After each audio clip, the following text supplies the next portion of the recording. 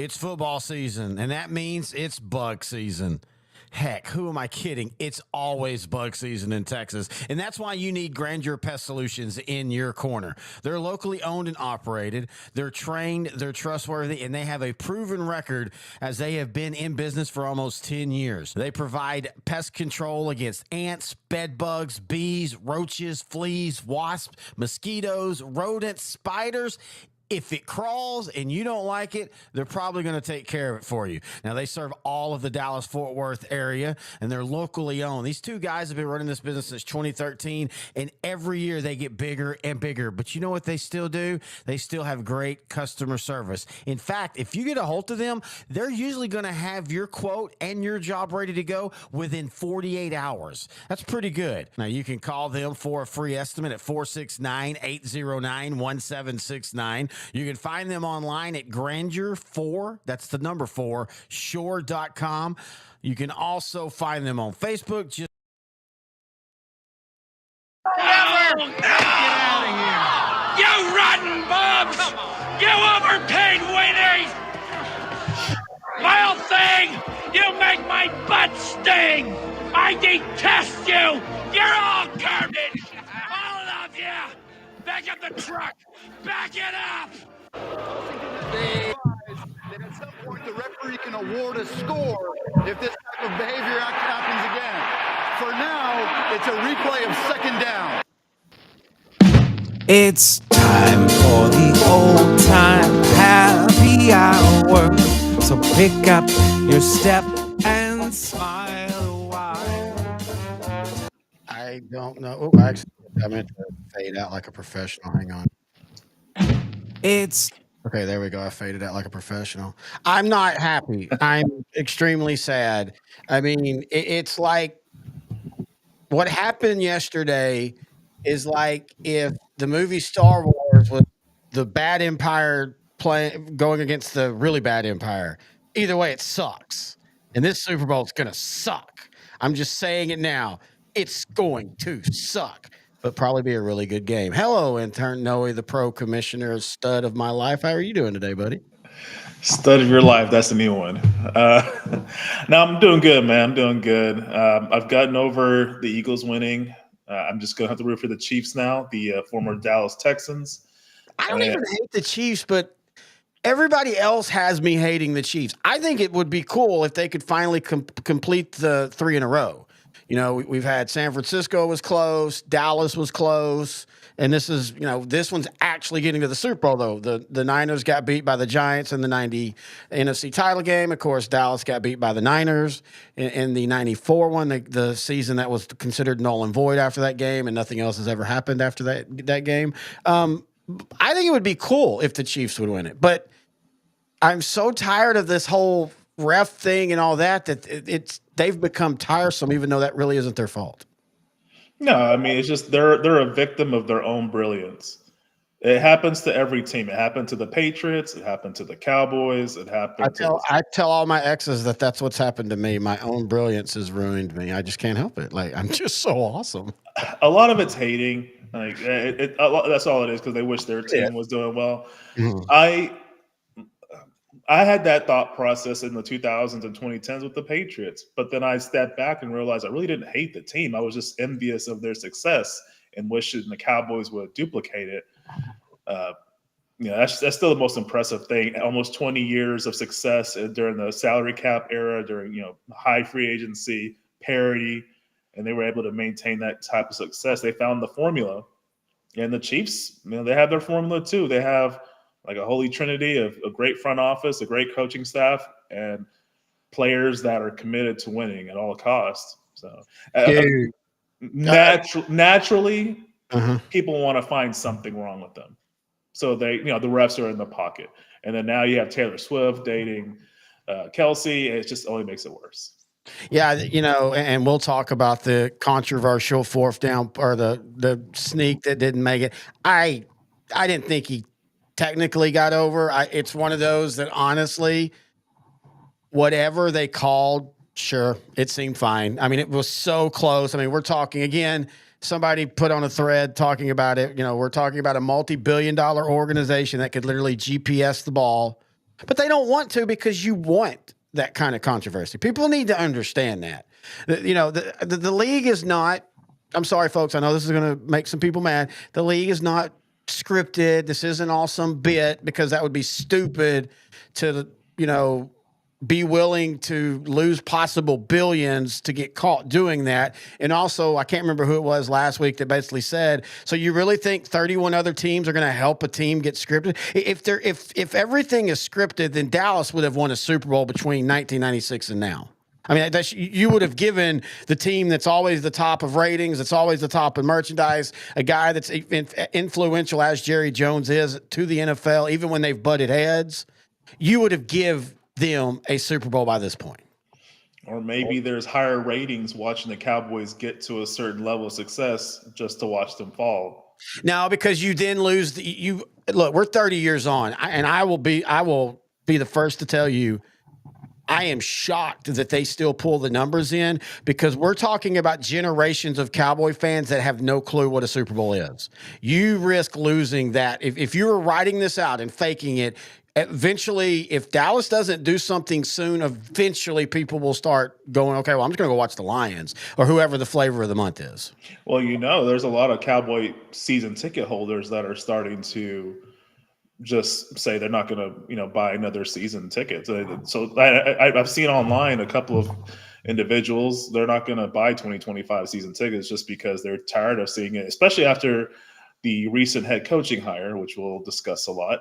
Yeah, let's go ahead. Well, that's where we're going to start the show. And by the way, that was a very long intro with no real path. I'm just in that mood already. It's been one of those days. But Terry, I was about to say, how are you doing and what are you drinking?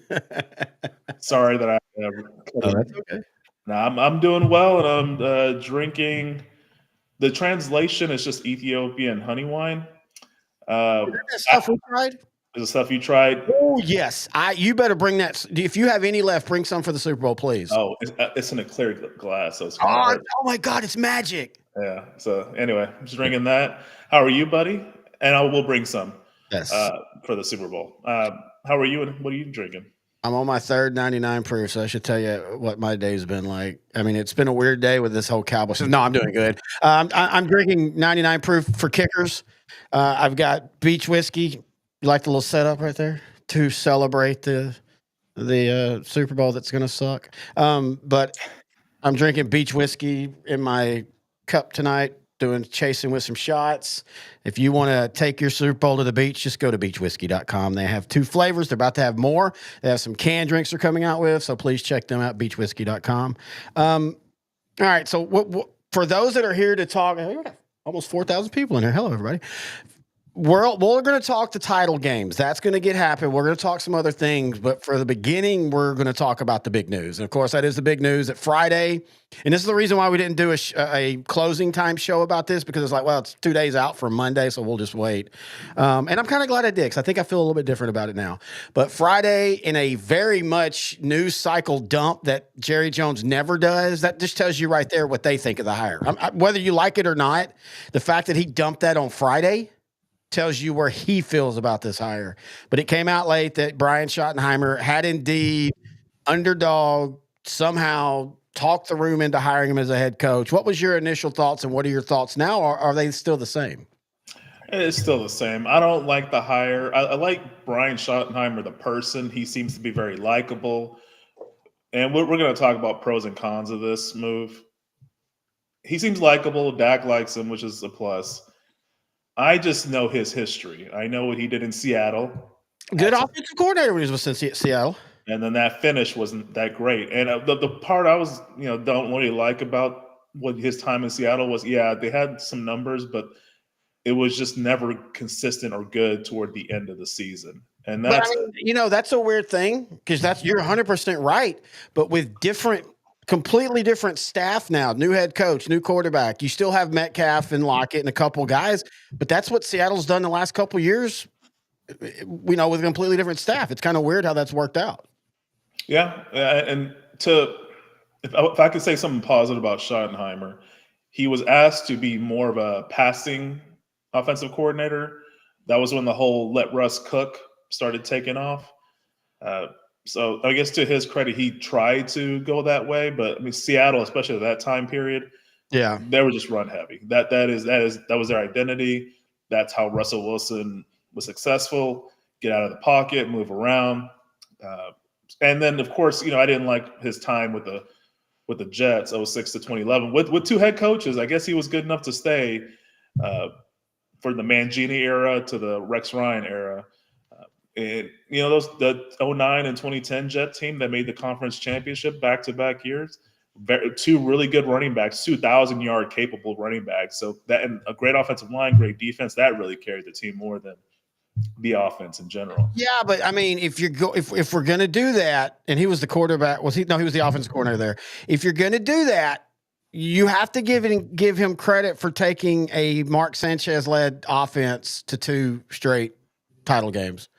I mean, he was working with a quarterback that I to this day, one of the things that I will go to my grave confused about is that Mark Sanchez made it to 2 more title games than Tony Romo did. Yeah, and in a tough conference too. I mean, 09, they had to go through some really good teams just to get to play the Colts for the AFC title game. And then in 2010, which I thought was their best team, they beat the Patriots in New England, I think a 14-2 Patriot team. They had a big comeback against the Steelers in the AFC title game. So, yeah, I mean, those were some good teams. But to me, I don't really credit – I credit him in the sense he just saw the strength of this team was not Mark Sanchez, a great offensive line, 2 solid running backs. Let's just focus on that. And no, hang on. Because I got to admit, I was not expecting this. His total stats are not great for Mark Sanchez, but in the playoffs, 60% in 6 games. He technically was also on the Dallas roster in 2015, but when they lost to Green Bay, but he didn't play. And by the way, Dak has credited Mark Sanchez with a big part of his development. Like he's always it wouldn't shock me actually if maybe Mark Sanchez becomes a quarterback coach for Dallas because he's got connections with with Brian Schottenheimer and he's got connections being here with Dallas, for his last year. But anyway, in the playoffs, in 6 games, he is 4-2. He threw 9 touchdowns, only 3 interceptions. He has a rating of 97. That's good numbers. Like that. That's good numbers, period. 60%. He threw for almost 160 times. So it's not, it wasn't as little of, it wasn't 90% run like we all remember. He did throw only for 15 when they beat Cincinnati, but he threw for 30 and 23 the next 2 games. And then in the last year when he won 2 playoff games, and the game they lost, he actually played well. 2 touchdowns, no interceptions, 233 yards, and 60 complete percentage. He threw 31, 25, and 33 attempts. Mark Sanchez legitimately has good playoff numbers. Yeah, those 2 years, went 2-1 each year. Again, man, I'm not saying he's bad. He was a rookie and a second-year player. No, I'm saying he was bad. He was a bad quarterback outside of the playoffs. But I guess when I look at it, I'm like, okay, no rookie's ever made it to the Super Bowl. No rookie quarterback's ever made it to the Super Bowl. So he was already behind there. There was already 1 strike against him. So he was serviceable. He was just what the Jets needed. Oh, yeah. Someone that wouldn't cautious enough not to make mistakes. A rookie version of Alex Smith, essentially. A game manager. He just kind of just stayed that way for a while, and really toward the end of his career, he was kind of just the same guy. He had some bits and pieces with the Eagles in 2014 where he had some starts and he wasn't bad.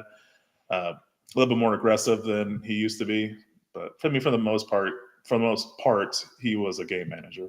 No, I don't disagree with you. I'm just saying I do think that there is some credit that Brian Schottenheimer deserves with what he did with him. Then he was offensive coordinator for the Rams, 22 to 2014. We all remember how terrible they are, but you also have to remember whenever they were healthy, when Sam Bradford was healthy, the Rams did not have a terrible offense. You had Steven Jackson. You had a decent quarterback. The problem was Bradford could just never stay healthy. Then he went to college. Then he went to a quarterback coach for Indianapolis in 2016, 2017. And then, as we talked about, the aforementioned offensive coordinator 2018 to 2020, passing game coordinator for Jacksonville 2021. If I'm not mistaken, isn't that like the best year that Trevor Lawrence had as a pro was 2021? Yeah, that was the second season. Or no. 22 was his best year. Yeah, 21 was his rookie year. That was the Urban Meyer year. That was Urban Meyer. Okay, yeah, never mind. I don't know why I thought it was. Yeah, so that's a wash. Whatever shot. I mean, Urban Meyer was just so terrible. And then, of course, he became the coaching analyst for the first year with the Cowboys, and then coordinator in 2023. I know he didn't call the plays, but there's a lot of people, and this was said in the moment too. This wasn't, revisionist history. But if we all remember, in 2023. The Cowboy offense started kind of slow. They were just kind of, it was tough for them. And then after the third game, they kind of took off. A lot of people inside the Cowboys credit Brian Schottenheimer with basically kind of told Mike, look, you call the plays, but I've got to design them. And he handed that off to him. So I do think he's done more inside for the Cowboys than what I think a lot of people think when they hear, oh, he didn't call the plays. Yeah, he did a lot of planning. He was offensive coordinator in title, but he wasn't calling the plays like you said. But he had an influence in how the scheme was implemented on game day.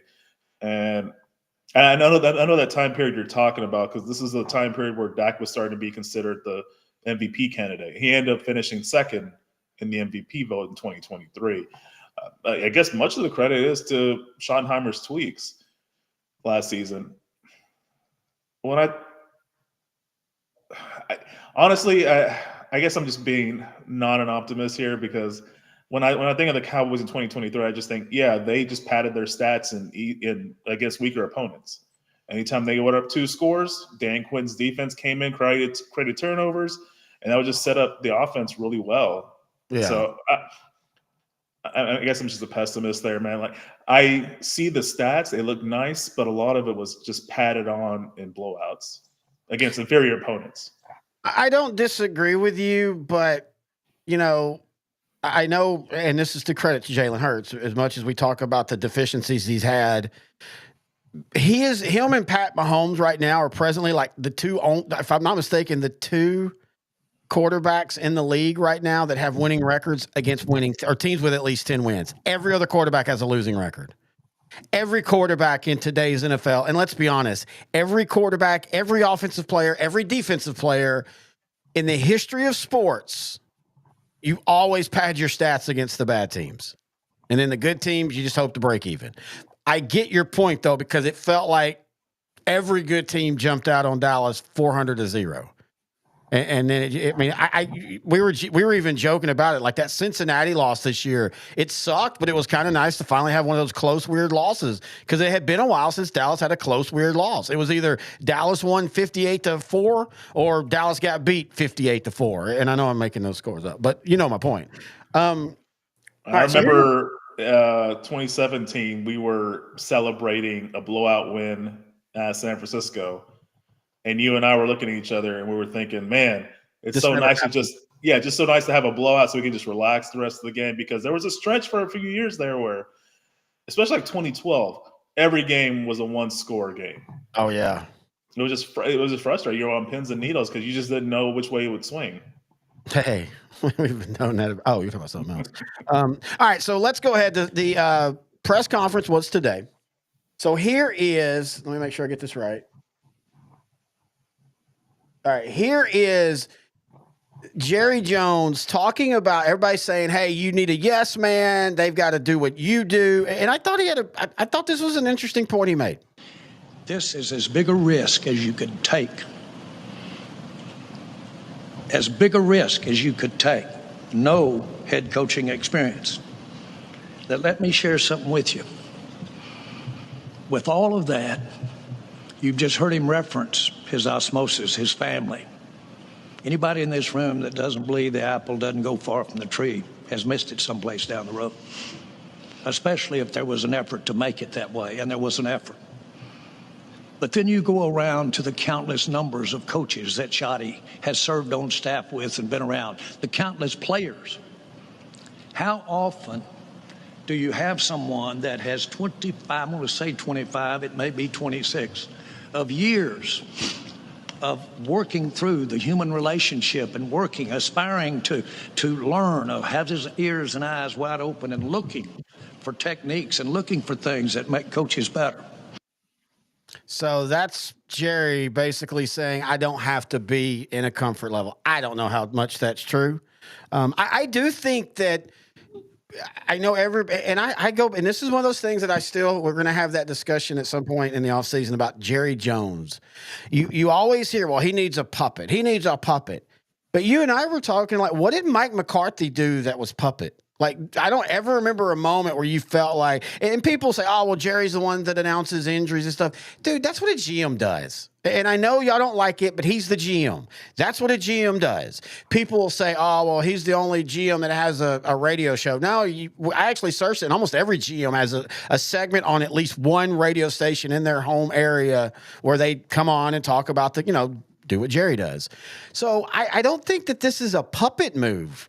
I think that they're very honest about they want the continuity. Now, my argument is, why do you want that continuity? What is it about Mike McCarthy's time that you feel that you've got to carry it over? That's the weird one to me. First, I agree with you 100%. That's one.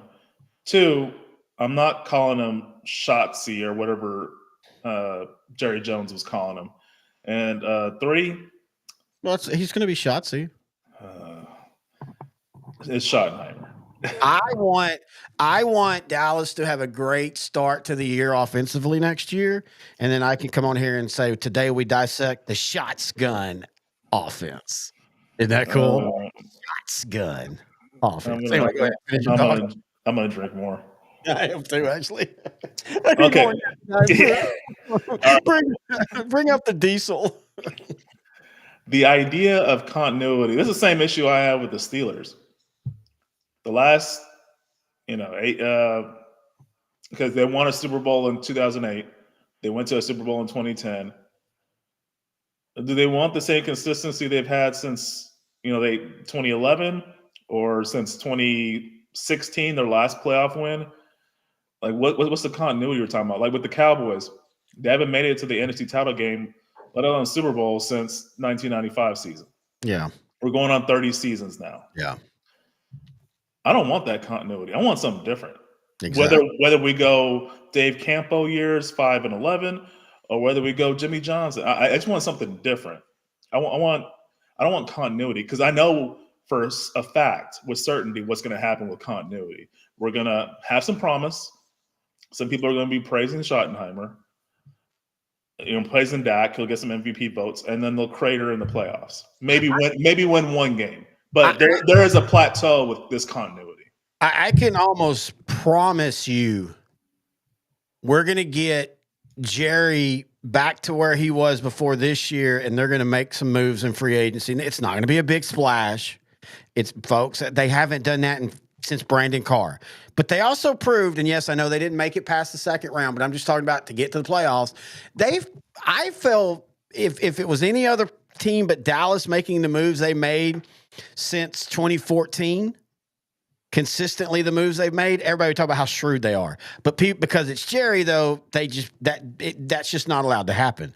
I don't have a problem if they build the team like they did in 2021 and 2022. Of course, I want to get past that second round, but I'm just saying you got to get there first. And that's the biggest thing is first you've got to get there. But I do think maybe in the long run, one of the best things that happened to the Cowboy fandom is Philadelphia and Washington playing in the NFC title game. Because that took one of the last, well, at least now the only thing Dallas fans really have over anybody in the NFC is if you haven't won a Super Bowl, or if you're San Francisco or Washington and you haven't won a Super Bowl more recently than Dallas, but they've at least both made title games in that 30-year stretch. Here's what this is what Jerry Jones had to say about the fans and what, and I got to admit, I was a little taken aback how open he was right here.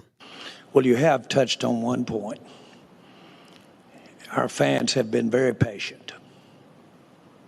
Very patient.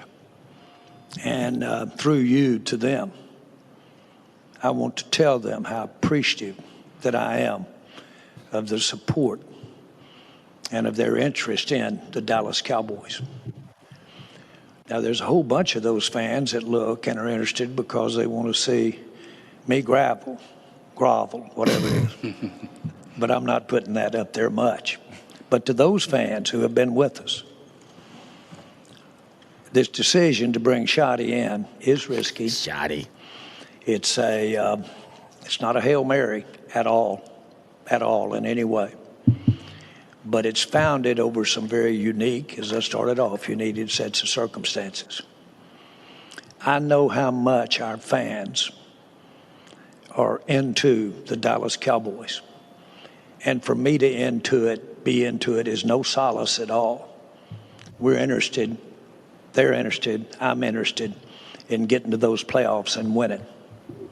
So that's what he said about the fans. And I will admit, he's at times, I know this was 20 years ago when he said this, but the famous, are you happy with those 3 Super Bowls? I bet you are. Kind of saying, you take what you get. I gave you 3 Super Bowls. I felt there was a little bit of a mea culpa right there, like admitting like, hey, we have not done well by our fans and we appreciate our fans. Again, what does that mean? Playoff or roster? I don't know. I do feel, and to be fair, I think this is always like it is when there's a coaching change, even if you're not a fan of the coaching change or like who it is, there does feel at least a little bit of newness.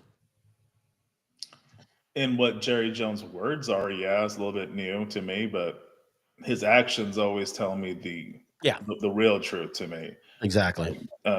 Standing pat when he says all in. And I know he really didn't mean all in the way he thought he meant all in, but I still think he did. I think this hire, and you and I have been trying to tell people on this show or just in our sports pages and just in general talks, I have tried to tell people that Stephen Jones runs way more of this team than people think.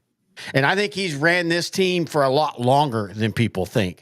And Jerry's saying they're all in and they don't go all in. And then by all accounts of people that I trust as valued sources, not only the people that posted it in articles, but people that I've talked to, this was a Stephen Jones all the way hire. Jerry was not, and that's why he dumped it on Friday. Like that was Jerry showing like, I don't really want this hire. Now, I don't believe those that said it was between him and Dion because they never talked to Dion. I think Jerry wanted to go Kellen Moore.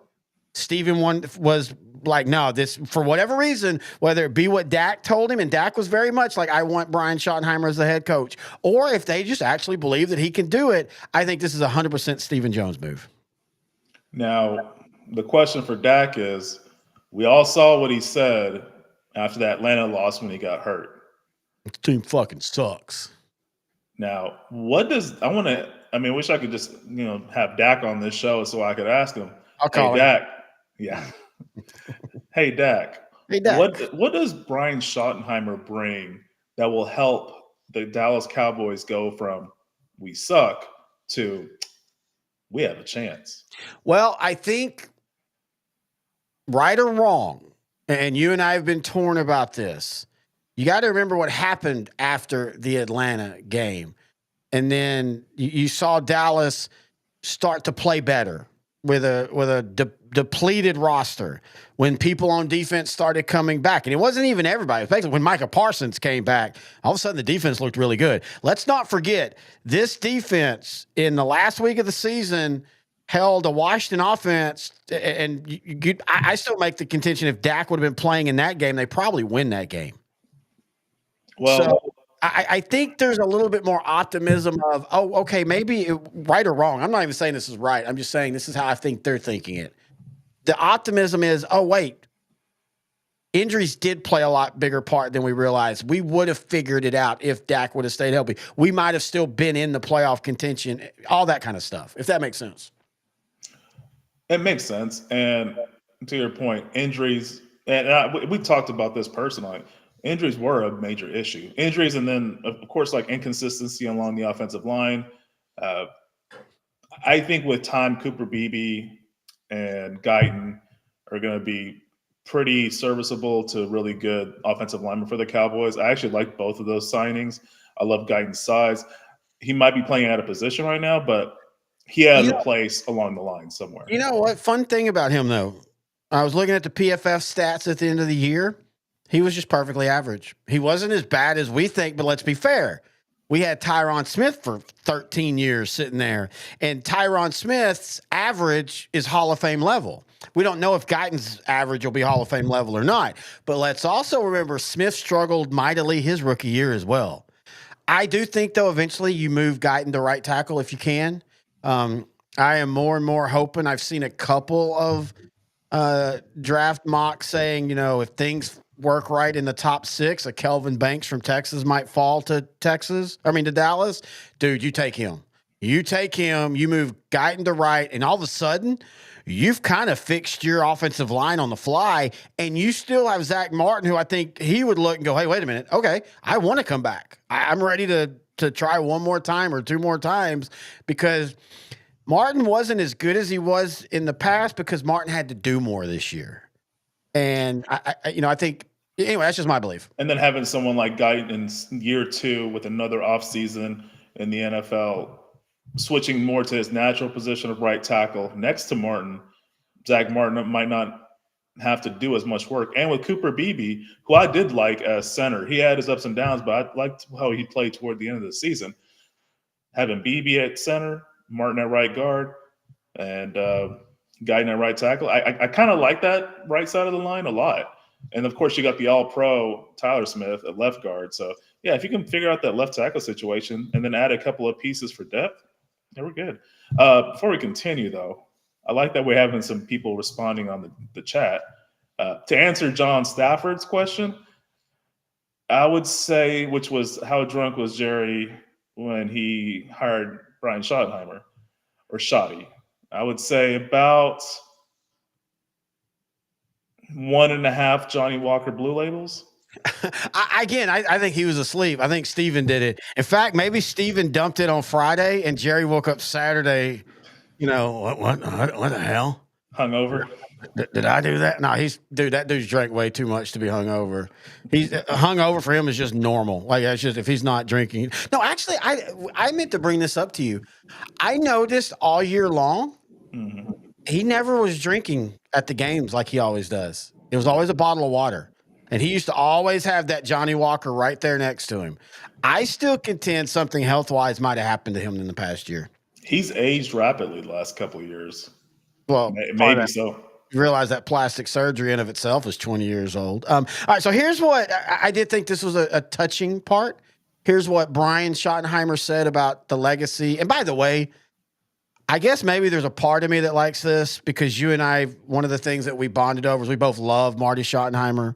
We both felt that he's just one of those guys that he got too conservative when it mattered most, but for the most part, whenever he coached, their teams won. And this is what Brian said about his dad. Legendary coach, a great man, but he was an incredible father. And he's impacted me more than anyone in this profession. I know he's looking down on me. I know he's proud. And I miss him very much. But I know what he'd say to me. He'd say, Brian, the easy part is over. It's time to get to work. Now, I want to say one thing. I listened to the whole press conference, and I like a lot of what he said. But, man, that dude knows – he took public speaking.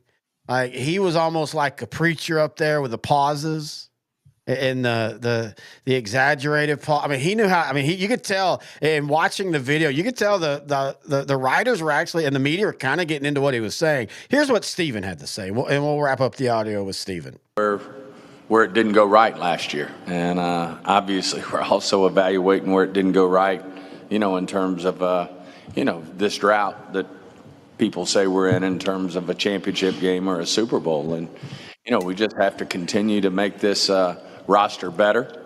It'll certainly be something that Jerry, myself, Will and his staff, and now Coach Shoddy and his staff, we'll sit down and take a look and see what we have to do better. I think we got a lot of great pieces. You ask why Shoddy? I think Shoddy's the perfect combination of keeping some continuity, but also affecting change. And we have to support that as well in terms of being behind him and doing the things he wants to do. I've walked in Shoddy's shoes. I have a lot of deference in myself as well, working with Jerry. Shoddy did the same with Mike.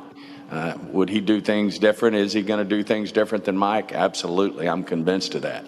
And, trying to spin that where, no, Mike didn't walk away. We walked away from Mike.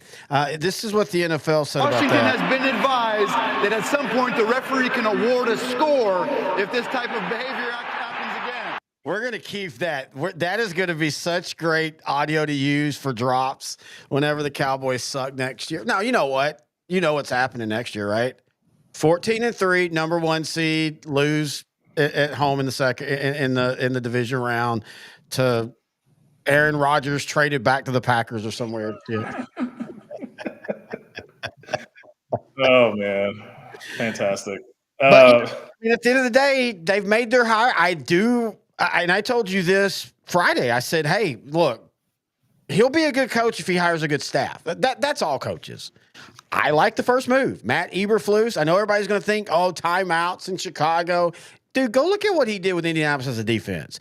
He took a defense that, like in 2017, was almost as bad as what Dallas was at the beginning of this year and the infamous 2012 or 2020 year. And he took them, and by the time he left 2 years later, he had them as a top 10 defense. And that was with less talent than what Dallas had. I like Matt Eberflus as the defensive coordinator. Yeah, as long as he's not managing a game, I'm happy with him. He's a great defensive coordinator. This is the issue with probably you and I talked about Steve Spagnuolo, the defensive coordinator for the Chiefs. He'll probably go in the Hall of Fame just for his efforts as defensive coordinator for both the Giants and the Chiefs. And I feel Spagnuolo probably should not be a head coach ever, but he can make the Hall of Fame just for that. I think Eberflus, I'm not comparing him to Spagnuolo, but in the sense that Eberflus is a great defensive coordinator. There's 30 other NFL teams that would love to have Eberflus as their defensive coordinator. No way. When we're doing this show, January 27th, 2029, when we're here to talk about Matt Eberflus as the new head coach of the Cowboys. Whoa.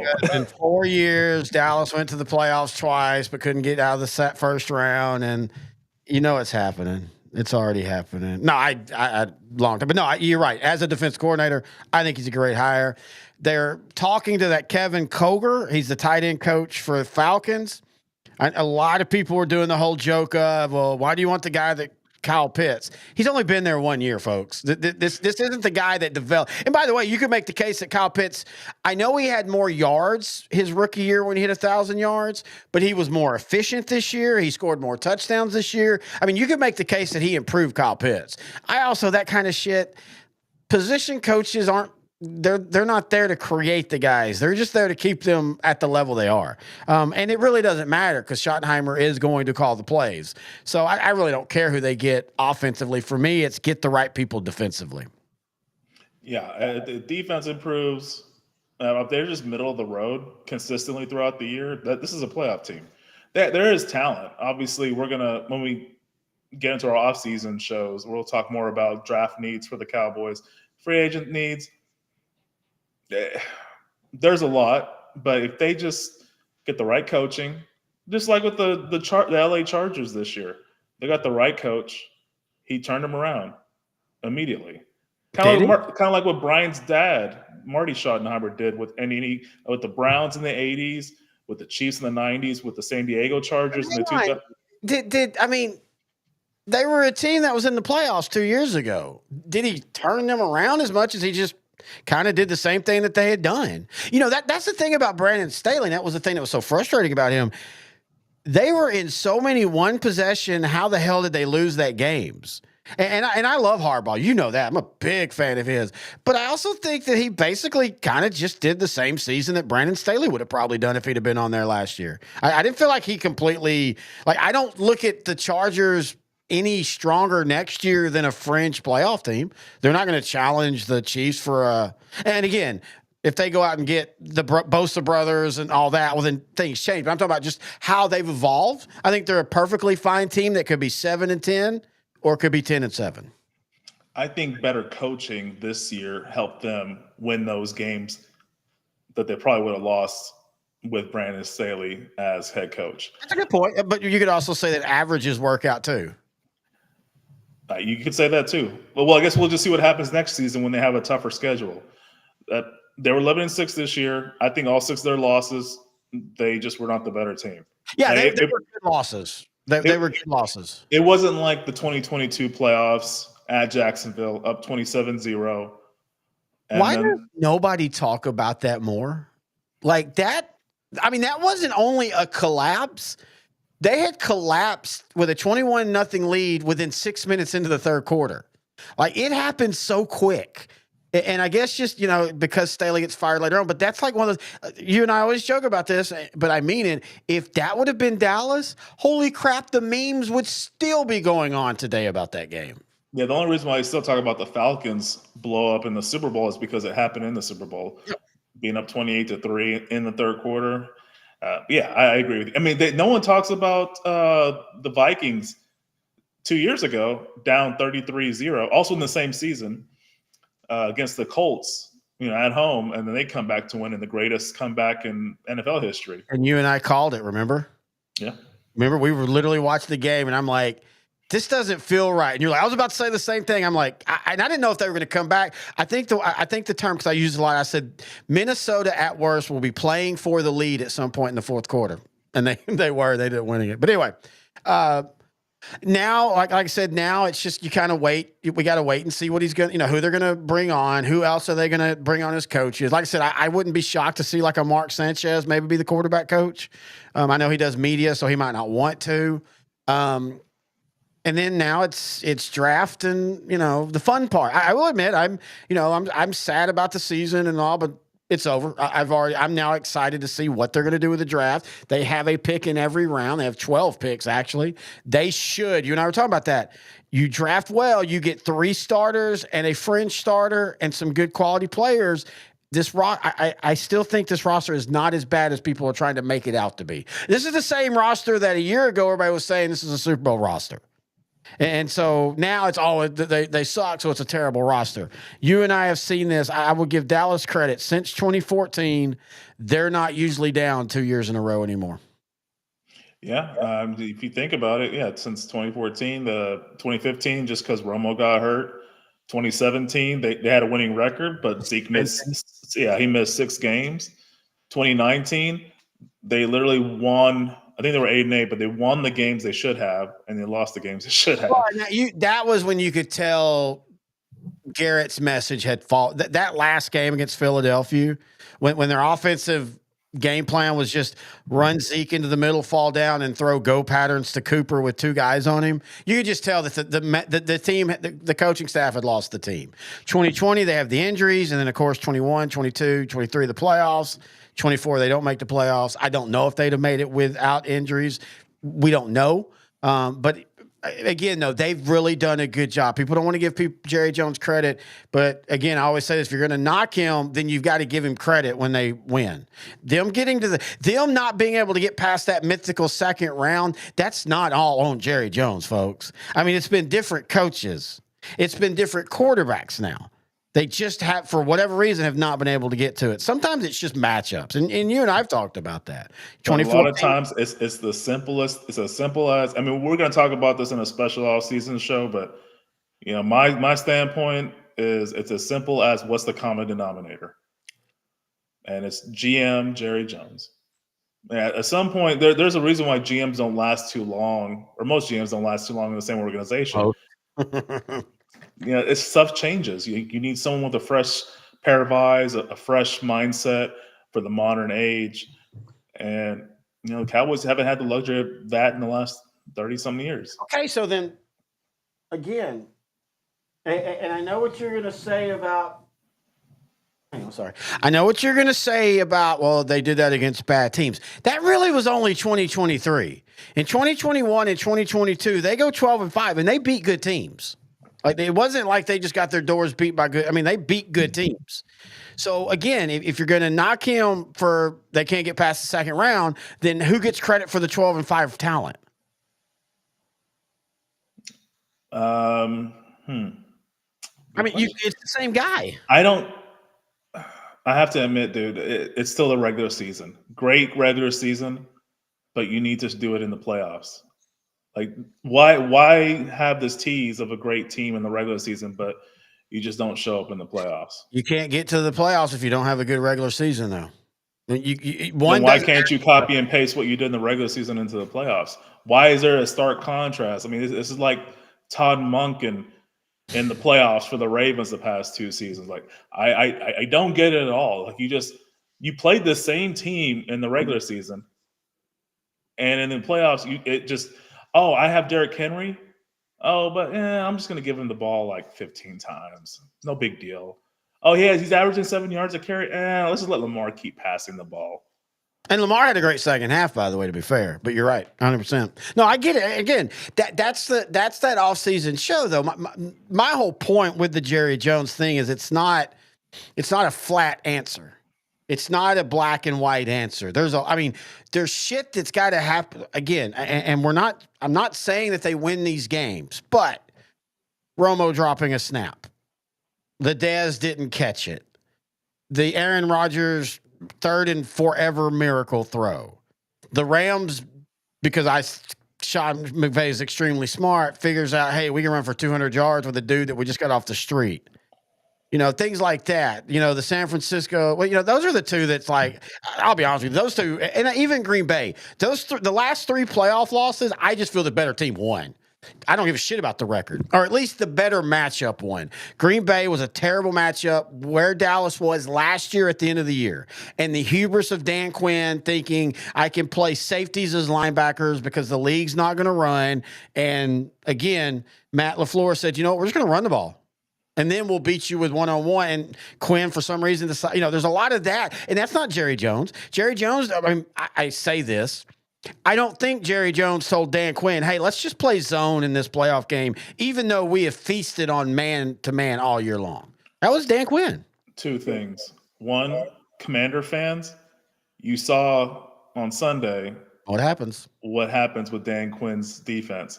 It actually happened against the Lions. They did rack up over 200 yards rushing, but Washington got the turnovers, and that was the biggest difference in that game. But when you play someone that's disciplined like the Eagles, who create turnovers and have Saquon Barkley back there, and your one and only goal on defense when you're playing the Eagles is to stop Barkley. Well, to be fair, they did lose one of their big defensive guys that I think Deron Payne. Yeah, that is a big presence. Yes, so huge, and just especially when it happened. All right, let's go ahead. I think we've talked the Cowboy stuff to death. I don't think we can. You can always say more, but a lot of this is simply going to be we've got to see what they're going to do with coaching style and stuff. So let's go ahead and talk the. Make sure the volume's down. Let's go ahead and talk. We'll start with the one that happened first. Philadelphia, they advance as a game that was close early on, got to be a blowout. And you said it best. We like Dan Quinn, but you and I pointed Dan Quinn out 2 years ago and said if his defense doesn't get turnovers or sacks, they don't know how to do a good job of stopping teams. Yeah, that's just the moniker of his defense. And 75% of the time, when he has some players, it works out. But it's those 25% of the times, which of course usually happens in the playoffs. You saw on display here, like that defense is not geared to stop the run. That defense is geared to excel and pass rush with a lead, and they just didn't have it. Like they played a very disciplined team, and this is what happens. Not many teams are going to be like the Eagles, and that's why Dan Quinn will win more games than he loses. But there is a plateau with that defense. He needs to evolve. Kudos to Washington. In one season, they get a new owner, They get a new GM, a new coach, a new philosophy, new quarterback, and they go from a 4-win team to a 12-win team. This is their best season since '91 when they won the Super Bowl. I think it was a success, but Oh, yeah. clearly there is a plateau with this team if they don't tweak that defense, and that's all on Dan Quinn. Yeah, 100%. And and I'll say this: Daniels didn't have the best game, but he did. The moment didn't look too big for him yesterday at all, in my opinion. Like he was perfectly fine. I mean, again, he wasn't perfect, but I'm just saying, I didn't look at him and go, "Oh man, he lost him the game." That defense just could not stop Barkley, who on the game, first play of the game, and he houses it. And you and I were like, yeah, this ain't gonna go good. Hey man, you made a good point about Jaden Daniels, rookie quarterback for Washington. Hey, still to this day, no rookie quarterback has ever started a Super Bowl, but he did not look flustered at all. He looked very calm. Now the Eagles were getting to him just because the Eagles have Jalen Carter, which the NFL for some reason, all 31 other teams allowed Jalen Carter to fall. Well, that was the whole car thing. Yeah, I know. But you have him. They got big old Jordan Davis playing on the outside for some reason. They got Nolan Smith at linebacker, Nakobe Dean, who was hurt, but they somehow get Zach Bond from the Saints, and Bond becomes a All-Pro. Then they drafted Kenyon Mitchell, outstanding cover corner, and they got Cooper DeJean, a white cornerback who's fantastic. In this day Why and do age. you say that like it's a shock? I mean, it is a shock. And he had a really good game yesterday. In fact, one of the early plays, Daniels had a guy open, and DeJean got there at the last moment and broke it up. I know he doesn't have an interception for the year, but hey, he's white, dude. We got a grade on the scale here. I think for white cornerbacks, a pass deflect should count as an interception. Hey, the fans love him. They were chanting Cooper. Him and Reed Blankenship has kind of blossomed in that safety role. They really have. Yeah, he's really good. I noticed one of the things that I felt that they did a really good job yesterday, and a lot of it is the game in of itself, is they took the run game out. And one of the ways they took the run game out for Washington, not only, of course, the score, is the safeties were playing really good, filling the lanes and stuff. And that really makes life a lot easier for the defense in general. Everybody can just play their zones, and like you saw what happened. I mean, for the most part, Philly's defense dominated that game, and the Philadelphia's offensive line, which is one of the best in the league, they just controlled the line of scrimmage. Saquon just kept having big play after big play. He didn't really ask much of Jalen, but whenever he did throw, he made the big pass to Brown. It's just a well-rounded team. I got to give Kellen Moore and that staff credit. Like, their offense is not what they were expecting it to be this season, but it ended up working. I mean, I think it's made them better. And like you said, Jalen Hurts isn't being required to win games, and that makes him a better quarterback. 20 of 28, 246 yards, a touchdown, 3 on the ground, which, of course, tush pushes and all. But I thought his throwing was sharp. I mean, he hit A.J. Brown in a couple big plays, including the touchdown. Dallas Goedert is just continually – it felt like Dallas Goedert was at the end of his career, and yet he's not pulling up a ton of stats, but, man, he's making big plays when they need him to. Yeah, and he's healthy at the right time. He had some injury issues earlier in the season, but he's back, and he's only in, I think, his 7th season, but he still looks great. Whenever these receivers make catches, just because of the way they play offense, it always seems impactful. It always seems important. So any catch, like where you just saw Devontae Smith drawing the pass interference, it just seems like it's a big, big play, not some 2-yard screen pass. Man. They're showing the fighting at the tush push. And this was the highest scoring game by a team that won the champ. 55 points was the most by any team in the NFC title game. And they did it like they could have scored 3 or 4 more times. And by the way, as we're seeing now, Washington fumble-wise spit the bit. Like, I do think – I'm not a big believer in choking. I think that gets overused. But I think sometimes guys that, their special teams guys and stuff, and all of a sudden they're in the biggest moment of their career. And you saw Washington, they struggled with putting the ball on the ground. Yeah, turnovers will kill you, especially in today's NFL.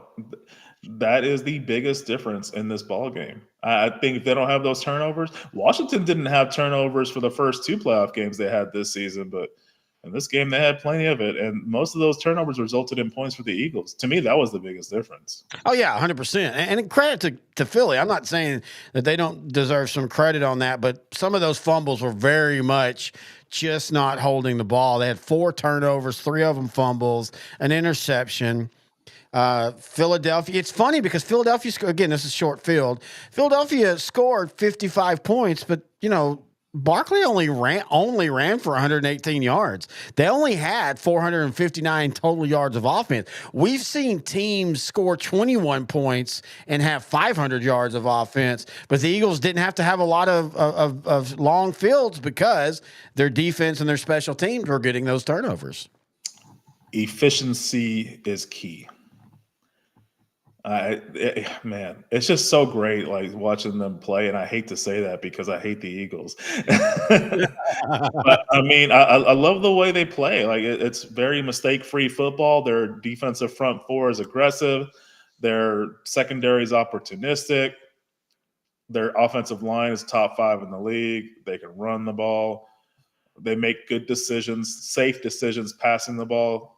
So I mean, Kansas City is going to have a lot to handle in 2 weeks. This is a different Philadelphia Eagle team than they played 2 years ago. Oh, I don't think this Eagle team is better than that Eagle team. I mean, what they do, I think it makes them better tested in the playoffs. I think they'll be a tougher out. I agree with that. If anyone could stop Barkley and the Philadelphia offensive line, it can be the Chiefs and their outstanding defense, but I just want to see what Spagnuolo has cooking up for the next 2 weeks. Because speaking of next Monday, our happy hour will be nothing but a Super Bowl preview. It only might be like an hour show, but we're just going to preview that. We're going to let the Super Bowl cook next week. We're also about to start a series. Now, we're going to technically start it after the Super Bowl. That's just because. But one of the things that we're wanting to do for Outdrank the Coverage and L4 Media this year is do more Facebook Reels and communist TikTok and all that. So we're going to start a series where we're going to do a recap for every Super Bowl, like a minute recap. We're going to pop those on. So be looking for those. I think those are going to be really fun. But yeah, I do think I don't know if this Kansas City team as good as their Kansas City team that beat the Eagles, but I think that the Eagles are still I don't know. I still don't know if I trust Jalen Hurts when he has to do it. If you're able to negate the run game and force Jalen Hurts to win you the game, I don't with his arm. Sorry, he could definitely do it with his leg. I just don't know if he can do it. But again, we'll talk about that next week. So for you, is this Washington? They're young and they're about to blossom. Are they the Lions? Is this Lions last year where next year Washington might win the division? Or is this, hey, that was a great year, but next year and I don't mean go all the way back to like 4 wins, but do they go back to 7-10 or 10-7 type? With the changes they made top down, I think they're kind of here to stay. They have a good mixture of youth and veterans. Now, having to replace some of those key veterans like a Bobby Wagner, that might be. You think he's out? I don't think he's out. He's still young enough for one or 2 more years. Freaking good year, dude. Like I was shocked at how good of a year he had. Like he almost looked like Bobby Wagner of 2014. And you just didn't expect it because he went to Washington, and Washington had always had this reputation as just, Dan Snyder led. But I mean, it's the culture has changed. This is a way 100% in a good way. And I think another year with some continuity on both sides of the ball, it's going to do wonders for that team. They might not be 12-5, but I think they'll be a tougher out in 2025 for sure. Yeah, I agree with that. I think that they're now in that grouping with, we hope, Dallas. We don't know. Because again, Dallas either front runs or crashes. Dallas hasn't had that 10-7, but still make the playoffs yet. But I think that they're in that with San Francisco, with Seattle, with the Rams. with the Cowboys, with the Packers. I mean, and you and I talked about this, and this is the thing that I think no matter what happens going forward, I mean, unless Schottenheimer proves to be the next Jimmy Johnson and the Cowboys are about to go 3 out of 4 or something, you and I are going to always look back at this year and be like, damn it, if y'all just would have done it. Like if y'all, and we don't know, you can't guess that Dak would have got hurt and all that, but it just felt like this was the one time where the NFC was still down. I don't think the NFC's down next year. In fact, I think we could start making the discussion that we're going to have a lot in the offseason. I think the NFC might now be almost back on par with the AFC in the depth of how many teams could be playoff teams next year. No, that's a really good point, man, because if you think about it, the Rams have gotten better the last couple of years. And the 49ers, they just need to be healthy. Once they're healthy, that's a 13-win team. That's a very good team still. Speaking of the Rams, funny thing, I do think Niners their window's kind of closing, but they still have time. The Rams are if they block Jalen Carter on a second down in that last minute of the game. Have you seen that play? Wide open. Puka comes wide open to the middle. But Jalen Carter doing Jalen Carter things, sacked Stafford, and then the very next play they threw it was incomplete. Anyway, so that is the Eagles. They, of course, go on. Now let's talk about the game everybody was looking forward to. And you got to give them credit, man. This game did not disappoint. It was exciting. It was just both quarterbacks playing really well. Both quarterbacks had fumbles. Both quarterbacks at times got sacked. But we can talk about the no call or did he make first or not. But it's refreshing to see a game where two teams played. One beat the other one, but you're not going, oh, well, Sean McDermott can't be the head coach because he was terrible or Josh Allen's a terrible. This was just a really good game. Somebody had to win.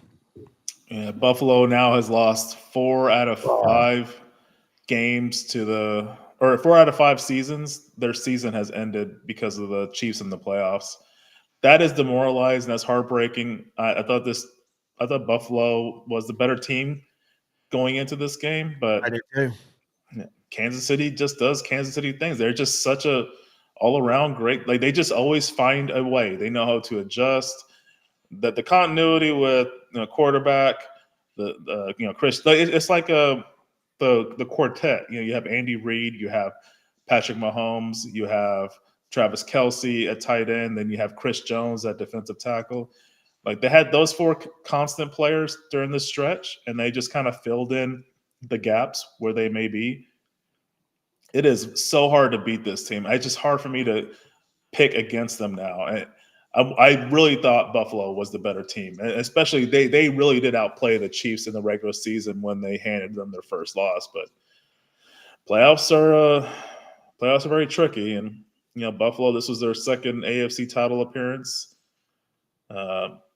in the last 5 seasons, and both of them got ended by the Chiefs, and it's very unfortunate how this one ended, 32-29. Chiefs are almost there. Bills are almost there. They're knocking on the door. I just don't know what they're going to do to get over the hump. Well, it feels like both them and the Ravens are knocking on the door. And then again, as you've talked about, you've got a young Charger team, a young Denver team. You've got a Houston team that, we don't know where they fit into all this. It feels like I contend that Houston took a step back this year. I think C.J. Stroud took a step back. And in fact, if you want to compare, C.J. Stroud's rookie and second year kind of looked a lot like Dak's rookie and second year, and I think a lot of rookies. I think you're going to see the same thing with Jaden because you and I have talked about this. People don't understand what happens in the offseason. Every team in the AFC after C.J. Stroud's rookie season spent days just breaking down his film to figure out weaknesses. That's what's about to happen to Jaden Daniels.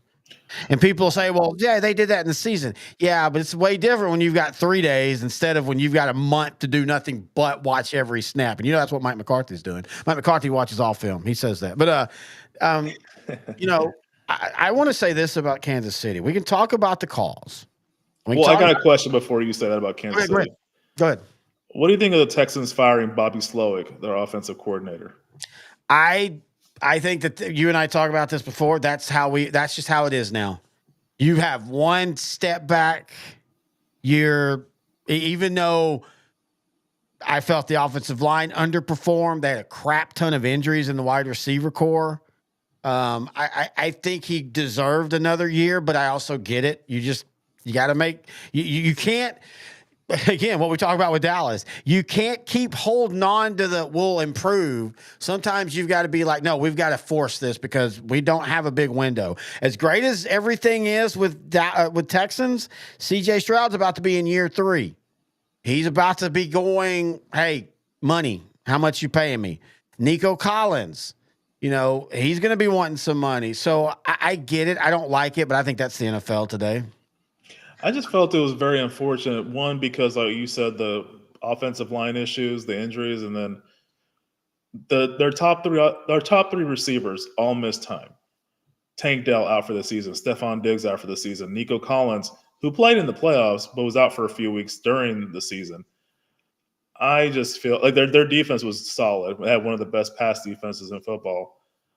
I think a healthy Texans, healthy receivers, I think that would is a 12-13 win team instead of a 10-win team. And they hung with the Chiefs. They weren't. You knew they were going to lose, but it wasn't like it was a blowout or anything. So yeah, but I still look at the division they're in, and even as banged up as they are, they should have won that. They should have won that division more comfortably. Yeah, I can agree with that. Anyway, what do you want to say about the Chiefs? Hopefully, I didn't make you forget. No. We can talk all about the 15 wins is the weakest 15-win team in the history and all, and this offense isn't the same. I think we've learned that Andy Reid knows just enough to win in the regular season, and I'm not showing you everything because Patrick Mahomes in this game looked like Patrick Mahomes that we got used to a couple years ago. He's only threw 26 times, but he's throwing down the field, big plays, big moments, and look, I know Bill Belichick and all that, and that's valid. But I still contend that Andy Reid is going to retire as the greatest coach in NFL history. He got to his 300th win this postseason, and he's knocking on the door in Don Shula's record. We thought Bill Belichick was going to break that record in a couple of years, but he got fired by the Patriots last season, and now he took the North Carolina job. There is one NFL position still open. The New Orleans Saints still haven't hired a head coach. Joe Brady's already taken his name out of consideration. He's coming back to Buffalo for another season. I was a little shocked. Oh, I don't want to say shocked. I want to give Joe Brady credit because, that felt normal. That felt natural that he would become the Saints head coach because he famously was the offensive coordinator for the LSU Tigers in 2019 and all that. I appreciate him realizing, like you and I keep trying to tell people, unless they hit a home run draft or something, the Saints are about to get bad. Their defense is old. Derek Carr's their quarterback. Alvin Kamara's getting old. Their wide receiver core is nobody. I think the Saints are the team that is about to possibly completely tank. And I could definitely see them coming back in a couple of years. But yeah, I think for the sake of long-term success, they probably should tank. Not saying they're purposely going to do it, but they need to get rid of some of these old talent and bring in some young blood, so to speak. I think Mike McCarthy would be a really good hire there because he could bridge that. He's young enough. I think that people are realizing this year. Again, I think a lot of people have started realizing after he got rid of Kellen Moore, whether you like the move or not, obviously he wasn't a puppet here because he's the one that said, I need to be calling the plays. And Jerry let him. I think that he can handle a rough season. I also think he's the type that could get Derek Carr to play better. I like Mike McCarthy as an offensive coach. I liked Mike McCarthy as the head coach of the Cowboys outside of the 2020 year where he was trying too hard. Once he found his groove, I think he did perfectly fine as a head coach. A record says he was a good coach. I don't think he was a bad coach, but I just knew that the way he advertised himself made me think, it made me think we're going to win a championship. Like him spending the entire 2019 season watching videos, game clips, trying to find an edge, trying to come up with new tweaks to his offense to make him a more marketable head coach. Get back to the Super Bowl yet again.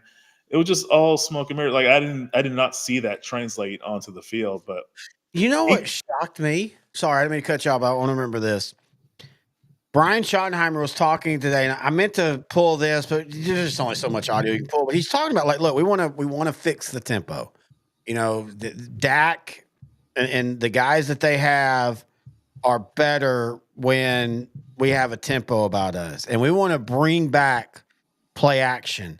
That was the thing about Mike McCarthy's offenses. It was so stale. Like there wasn't, we can joke about Garrett, but Garrett's offense did things like, using a wide receiver in the run game more. And to be fair, they did that a little bit with CeeDee Lamb last year. But where did the play action go? Which is what Dak Prescott thrives on, is play action. That's what your tight ends thrive on, is play action. And maybe that's why I think the reason I'm not as mad or hurt about the Schottenheimer hire is he's hired a guy that on defense, he's like, Matt, you go take care of the defense. I'm going to fix the offense. I think that's going to work, or could work. There's potential there, and I want to believe.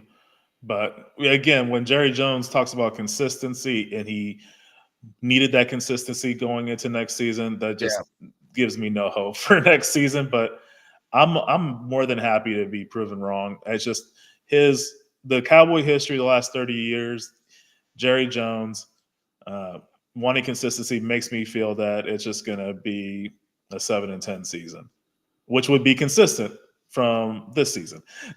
So we'll see what happens. I like Schottenheimer, but I don't care about liking a coach. Yeah, I want him to be effective. Like, no, 100% agree. The way Jerry Jones was talking about Schottenheimer, I really felt that he viewed Schottenheimer more as a son than he did his actual son, Steven. And I did find it funny that Steven just kept calling his dad Jerry. I know it's probably more of the business. Treating those press conferences like a business, because he is the boss. I can dealing with people in the oil field business that had sons working for them. That was something that 40 years ago, Jerry and Steven had a conversation, and Jerry said, "You never call me dad. You call me Jerry, because you will never get respect in any boardroom, anything in the oil field, if you call me dad or daddy." So that's very much apropos for the oil field. Yeah.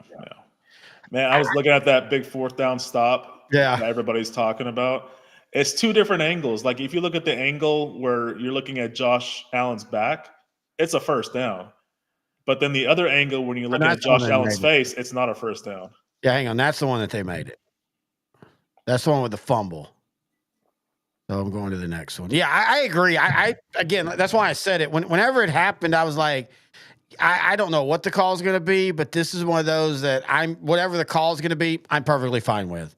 It wasn't going to be, I didn't think it was demonstrative either way. And a lot of times, whatever's called on the field, that's what that gets upheld, because people don't understand. It's almost like when you talk about finding someone guilty or innocent, or we don't have enough evidence. There's overturning a call because we have evidence, or the call stands because we have evidence, or there's the call stands because we don't have video proof, and that's what this one felt like. Yeah. Oh man. Such a good game, though. Such a good game. Just like the 21 divisional game, just like last year's game in Buffalo, when we thought Kansas City was finally going to lose because they had to play a road playoff game. Yeah. The first in Mahomes' career. But it just didn't matter. It doesn't matter location. They're just, Kansas City is Kansas City. This is for you and me. I mean, they're not the Eagles, so I can just sit back and appreciate their brilliance. Is Patrick Mahomes at this point the most clutch quarterback in the history of the NFL? Oh, that's a very good question. Yeah, I know people are going to hold the Super Bowl loss against him, and that's perfectly fine. But we're in a different era now. You know, you and I was always talking about that. You know, we lived in the era, grew up in the era where losing a Super Bowl, like that, almost docked you 1,000 points in life. Now it's like, hey, Tampa Bay. People realize also that like Tom Brady added a lot, but that Tampa Bay roster, again, a Tampa Bay roster almost made the playoffs with Jameis Winston throwing 30 interceptions, folks. I mean, that roster was way better than anybody will ever give it credit for. But I just think that the way Mahomes plays in the playoffs is just so. In fact, I'm gonna look it up, but it just, I mean, you just can't count anything out when it comes to him in the playoffs. And the dude is only 29 freaking years old. Yep, he turns 30 years old later this year. He hasn't been blown out in games much. The first loss he's ever had was that Super Bowl. 31-9, what did? Yeah. And then the next season he got blown out.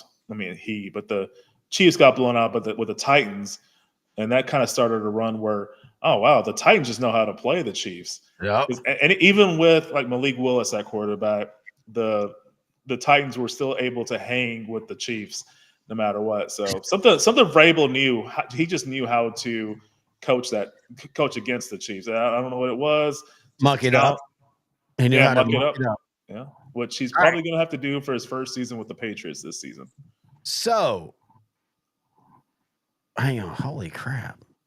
This is so funny when you talk about it. So for, wait, where's this? I'm trying to get to the, hang on. Sorry. I'm trying to do this right because I'm looking up stats of the people, you know, it's Tom Brady is considered, I think, now the greatest quarterback in all time. Perfectly fine with that. 7-time Super Bowl champ. That's how that works. Yeah, the stats and the Super Bowl say that he is.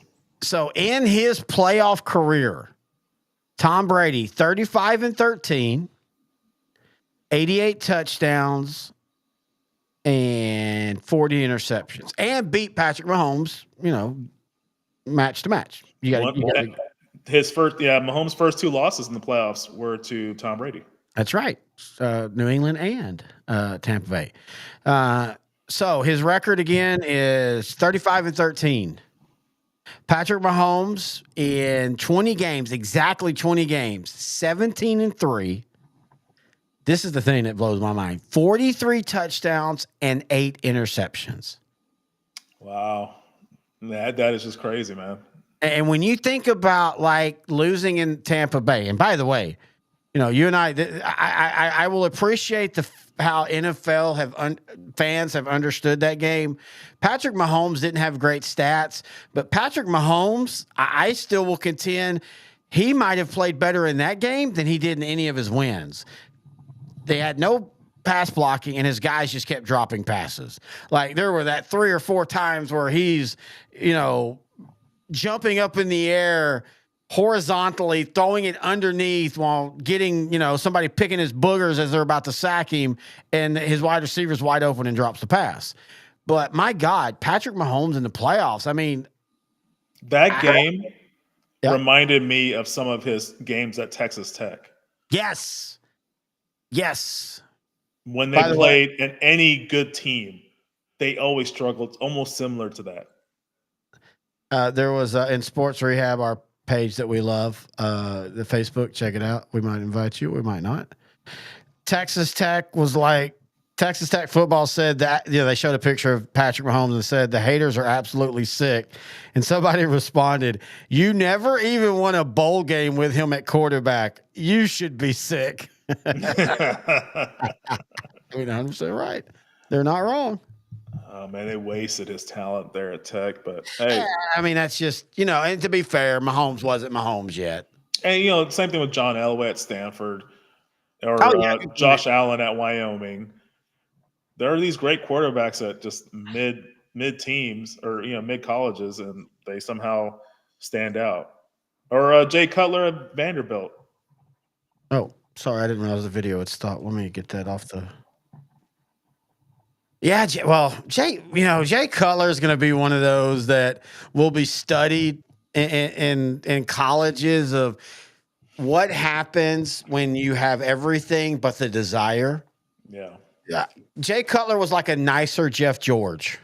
Because Jeff George was an asshole. Jay Cutler, by all accounts, seems to be a good dude. He's just like, Hey, Jeff George's best friend is Jason Whitlock. Come on now. wait, what? Well, Is that true? Jeff George and Whitlock. I think they went to the same University of Illinois, and I know that Whitlock's favorite player is Jeff George.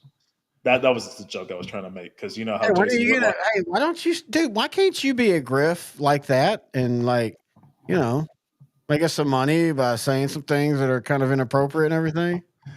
He used to never be like that too, but man, I Oh, used to I know. like Whitlock back in the day. Back in early Fox, I liked him. I liked Jason Whitlock. He was funny. He always made fun of himself being the fat. You know, I was just an offensive lineman. I wasn't athletic. I just fell forward, things like that. And then the grifting happened. Anyway, all right. So we're going to be doing the Super Bowl preview. So that's why we're not going to really talk about the Eagles and the Chiefs. All jokes aside, I meant to do the Imperial March music, like who you're rooting for. But to be honest, I think this is going to be a good Super Bowl. Like the last one was freaking amazing. Like, I know we all want to because it's, you know, oh, the Chiefs, but dude, that was a great Super Bowl. That was a freaking phenomenal Super Bowl. I think this Super Bowl will be right there. This is a one possession game. I think this is going to be a lot more points than people think, and I think it's going to be a fun one. Yeah, I'm gonna root for the Chiefs to get the three-peat, but I mean these are two really good, fundamentally sound teams. Andy Reid's playing against his former team again in the Super Bowl, 2 years ago. History's on the line. You know, Travis Kelce might propose to Taylor Swift if they win. Who knows? I don't give a shit.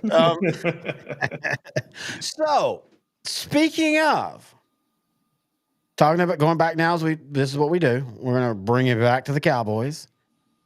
What team was Nick Sirianni part of before where he was a coordinator? Oh, he wasn't. Oh, when he was a head coach. Oh, he wasn't. Look at him. His second Super Bowl, folks. No, seriously. Again, this is what we talk about. We can say that the Brian Schottenheimer hire won't work.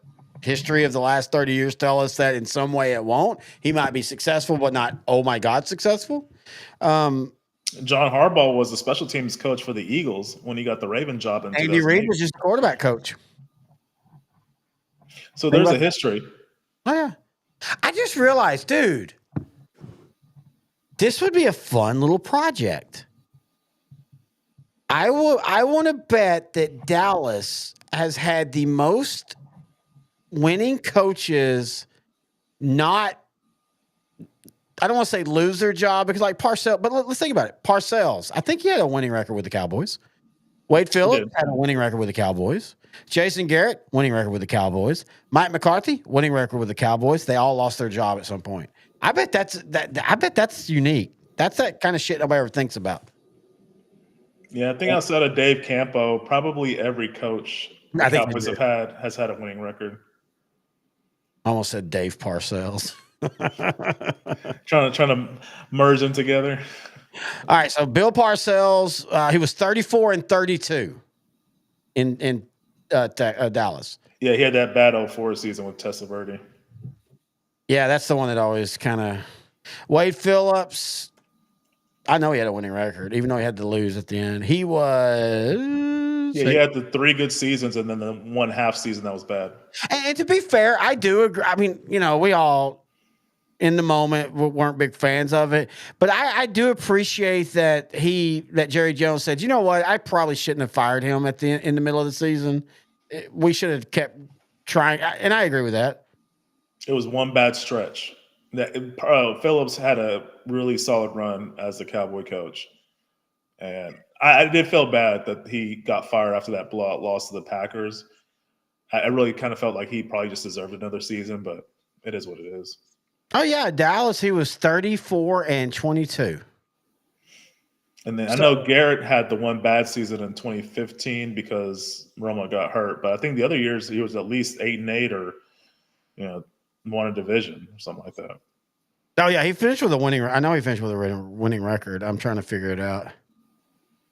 I mean, the 2014 season and 2015 season were basically 500, essentially, just like 2011 to 2013. So he, as a head coach, was 85 and 67. He won 59% of his games. Yeah. Yeah, if I remember correctly, I think it was 5-3 that half season he interim for Wade Phillips after he got fired, and then 8-8 the next 3 years, 12-4, 4-12, and 13-3, 9-7, 10-6, and then 8-8. And then Mike McCarthy, 84 and 49, 59%. So again, that's the thing that I know we can say they haven't made a NFC title game. Perfectly valid. At times they make weird roster decisions. Perfectly valid. But the 3, 5, and 11 years were the bad time for the Cowboys under Jerry Jones. Ever since then, and of course before then, they've been competitive.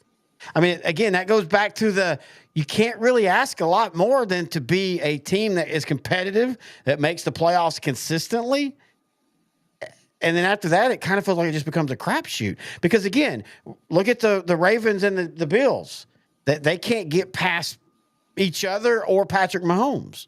But I guess Sean McDermott last year, but that's kind of cooled down. Because to be fair, I didn't feel like anything Buffalo did this year was like, oh my God, that's why he doesn't need to be head coach. In fact, I think this might have been his best year as a head coach, to be fair. Just with the staff too, and Joe Brady as the offensive coordinator. I like that Brady's staying. I just like Ben Johnson last year. I love that coordinators, and maybe these are the ones that become the good head coaches because they go, hey, I'm not just taking the next available job. Because I don't think, again, I think Mike McCarthy is perfect for the Saints because he's already got a Super Bowl. He's got to bridge them. Joe Brady doesn't. This is his first head coach. If he goes to the Saints and they're 3-14 next year, we're already talking about does he get fired? And I think the Saints could be that bad. Hey, Joe Brady almost had his reputation ruined after that one season with Carolina and Matt Rule. And, that's right after he basically was a head coaching candidate after what he did with, LSU in 2019. He took Joe Burrow. He made Joe Burrow who he was, whether anyone wants to believe that or not. Joe Burrow was a good quarterback, but what he did in 2019 with Burrow and then Jamar Chase, Justin Jefferson, Thaddeus Moss, Randy's son, that was probably the best offense I have ever seen in college football ever. Yeah, I don't disagree at all. I do appreciate that Matt Rule has came out and said, "Look, that wasn't my decision. That was off, front office," and we now kind of realize that's probably right. I never liked Matt Rule in the pros anyway. I think he's a wonderful college coach. I love what he's done with the Cornhuskers. Yes, it feels like he's at least getting them to be competitive, and people that's a show for another day. Why Nebraska isn't what Nebraska was, because Prop 48, that was the thing. It's a long thing, and eventually we'll talk about it. That's why they hate Texas. But I felt that Matt Rule and Carolina did Joe Brady wrong, and I like the fact that he's kind of been able to rebuild that in Buffalo. And by the way, I think that's that's Matt Eberflus can rebuild his reputation as defensive coordinator, and I am such a believer now.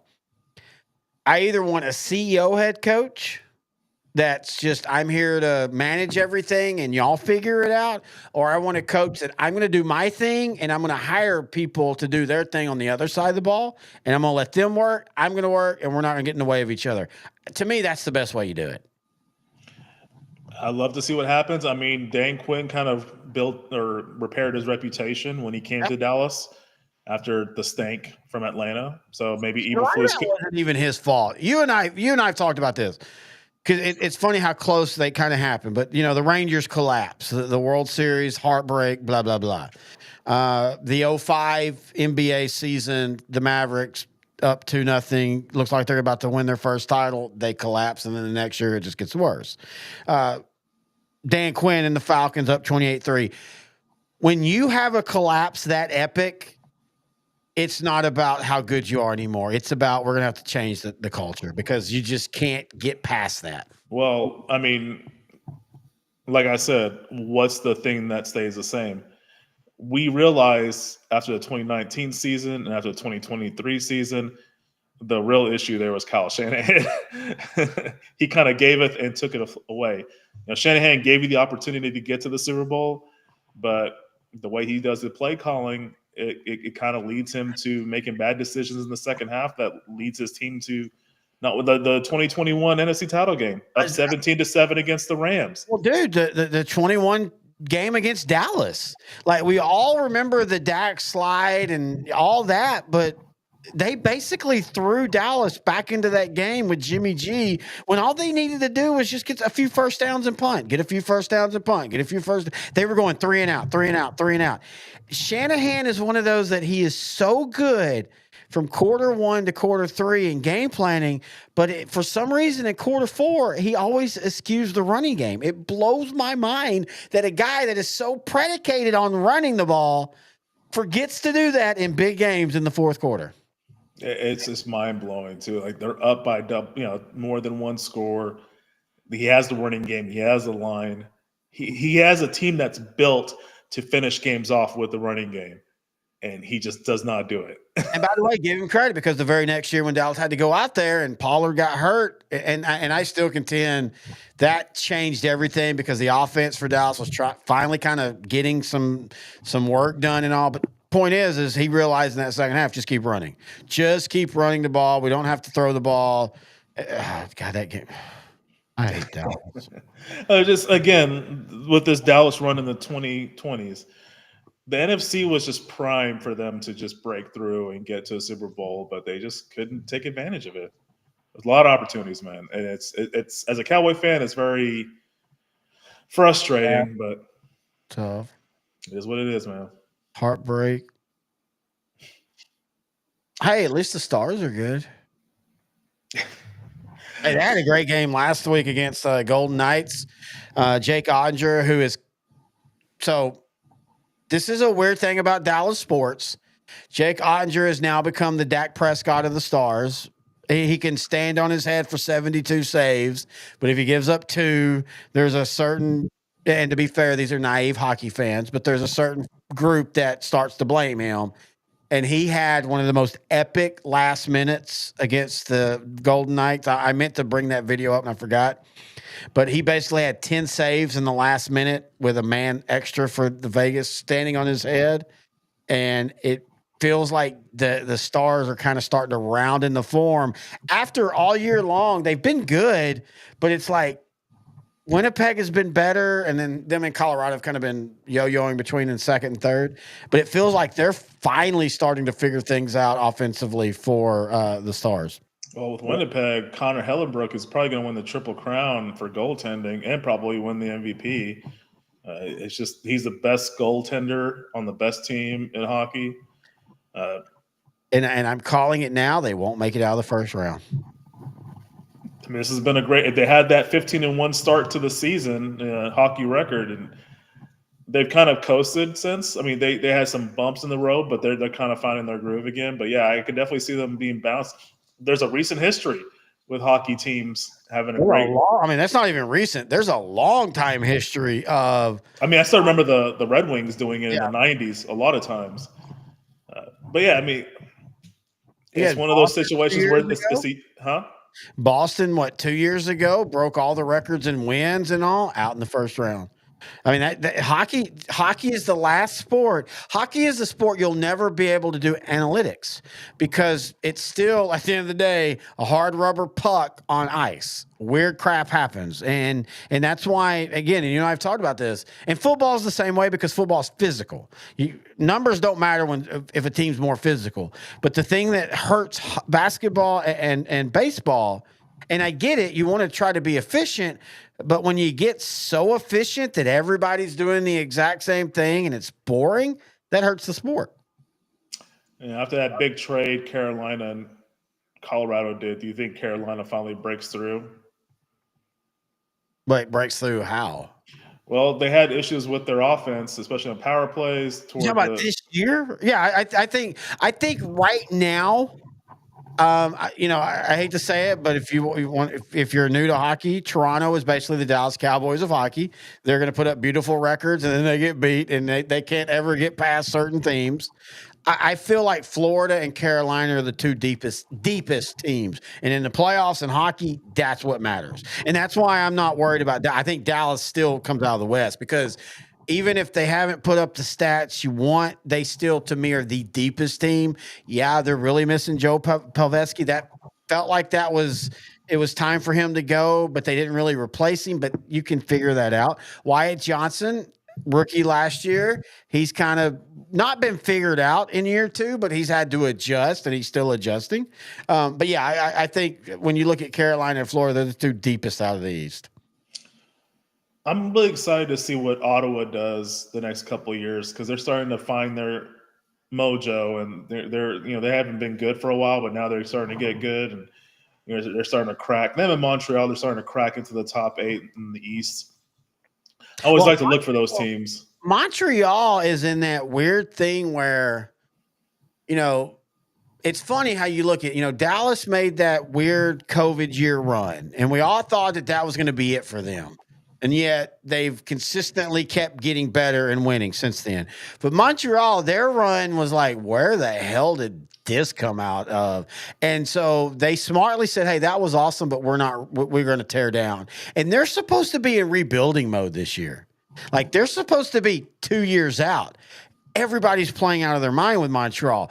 But the problem is, and that is, especially, and I'm telling y'all folks, hockey is the most, my joke is if you're named coach of the year in hockey, you're probably getting fired the next year. That's just how that shit works. And Montreal feels like that. Ride it as long as you can, but understand Montreal's probably still 2 years away from being a consistent playoff team. Detroit, that's a team that, you and I, man, 80s, 90s, they were like, you just penciled Detroit in. Dude, it's been 10 years since they've been relevant. And they had that long stretch, like 20, 25 years where they made the playoffs consecutively. It's kind of weird. Now they're not in the Western Conference. They're in the Eastern Conference. Which is where they have always should have been. Yeah, you say that, but then it's like you kind of miss the old Detroit-Colorado rivalry back in the 90s. Oh, I do. Detroit, Dallas, Colorado, Dallas, Detroit, Colorado. No, I totally miss it, but it just being in the West, that just never felt right. This is the point I'm trying to make going back to football. The Dallas Cowboys really shouldn't be playing in the NFC East, geographically speaking. Well, yeah, but do you really want to be in a division with the Texans, Atlanta, Tampa Bay, and New Orleans? No. I mean, success-wise, that'd be pretty cool, but no, I mean, I just, and I'll admit that might be old man of me, because if they did form that division, eventually the rivalries would be, intense and all, but I like where they're at in the NFC East. I would never want to change in that. Sticking with football, what do you think of the other head coaching hires this week with, Pete Carroll going to the Raiders, Aaron Glenn going to the Jets, and our boy Liam Cohen going to the Jaguars. Okay, so I think the Raiders, almost exactly like the Saints, you're hiring an old dude to come in, and I'm saying the Saints. I still think the Saints will now hire Mike McCarthy. You're bringing in a guy that he knows quarterbacks, he knows all that. You can figure it out. I like the move for the Raiders, but not for instant success. I think he will add stability to that franchise. Something that, and you and I went back and forth on the John Gruden thing. I'm still torn on him because I just hear what people say about him and all. But the thing that he was doing, it felt like, until everything happened, was he was kind of stabilizing the program. I think Pete Carroll's going to do that. I think Pete Carroll's going to be. He's going to have terrible record, but I love that he doesn't care. I think he just wants one more shot. I think he settles them down. Cohen in Jacksonville, that's great. I hope Dallas gets him as an offensive coordinator 5 years from now when he's fired, because until we can talk about Jerry Jones, but Jacksonville's situation's even worse. I don't know where they're at. I could see them. I mean, they're in a division that they should be competitive, and they've got really good pieces on offense, like really, really good. Travis Etienne kind of figured out this year with Bigsby, like, hey, you know who Travis reminds me of Reggie Bush. When Reggie Bush in New Orleans, when they stopped trying to give him the ball 400 times and started giving it to him 200 times and letting him cook, that's where it felt like Travis Etienne was. They've got a really good young wide receiver. They got a really good secondary running back with Tank Bigsby. I still think Evan Ingram is young enough to be a solid 2 or 3 more year. They've got to figure out the defense.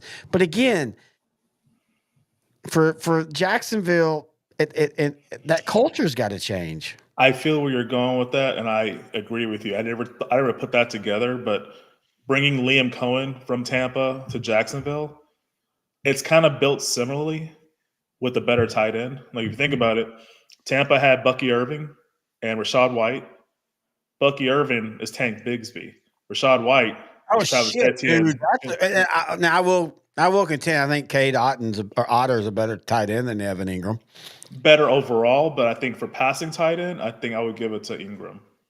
That's fair. That's 100% fair. Yeah, I didn't even think about that, dude. That's a good point. Rashid White and Bucky, and they both got great names: Bucky Irving and Tank Bigsby. They've been calling him Ducky Irving because of his Oregon roots.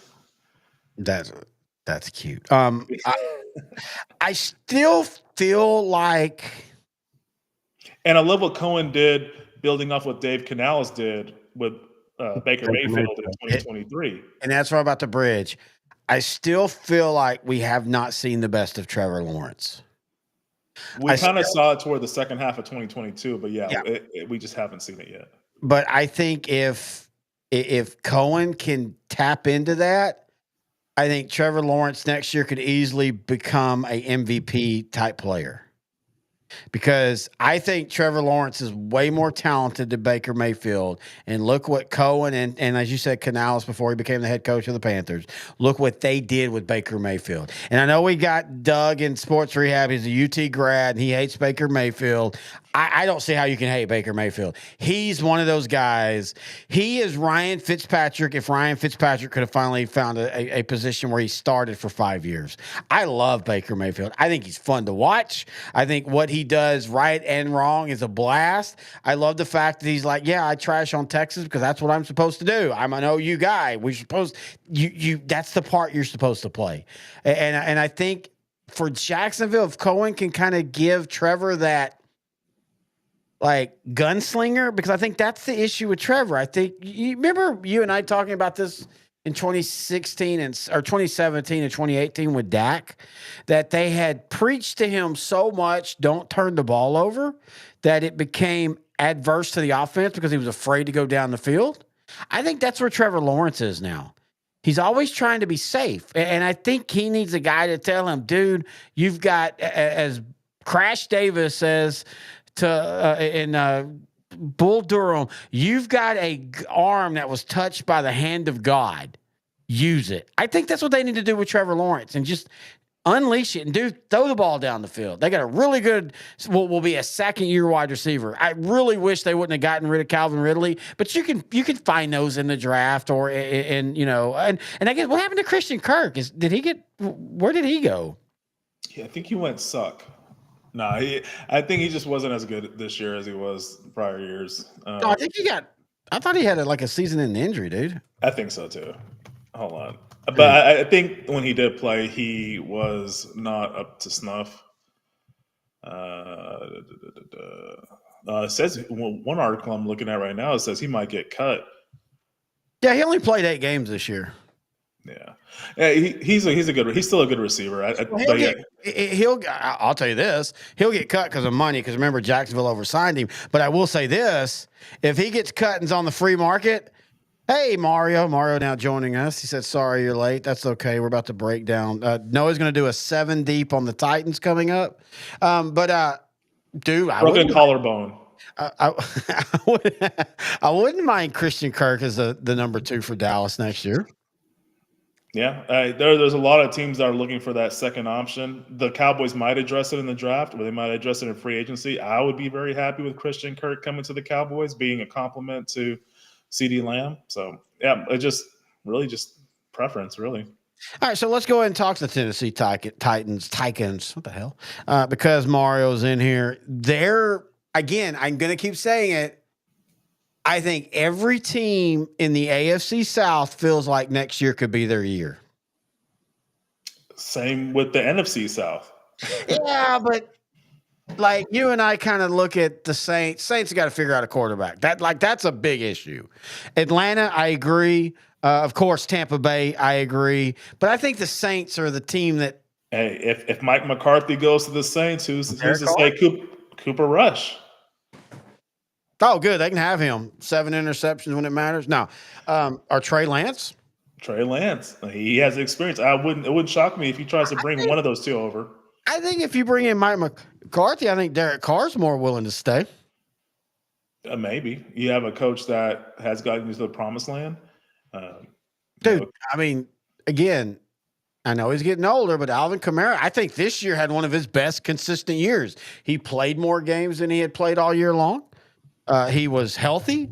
He was great in the passing game. I mean, I said this earlier. I don't hate Mike McCarthy to the Saints. I think that gives them a little bit of, a chance. And you're right. The rest of the South is still confused. I still feel like, again, injuries. I still feel like Buccaneers are draft.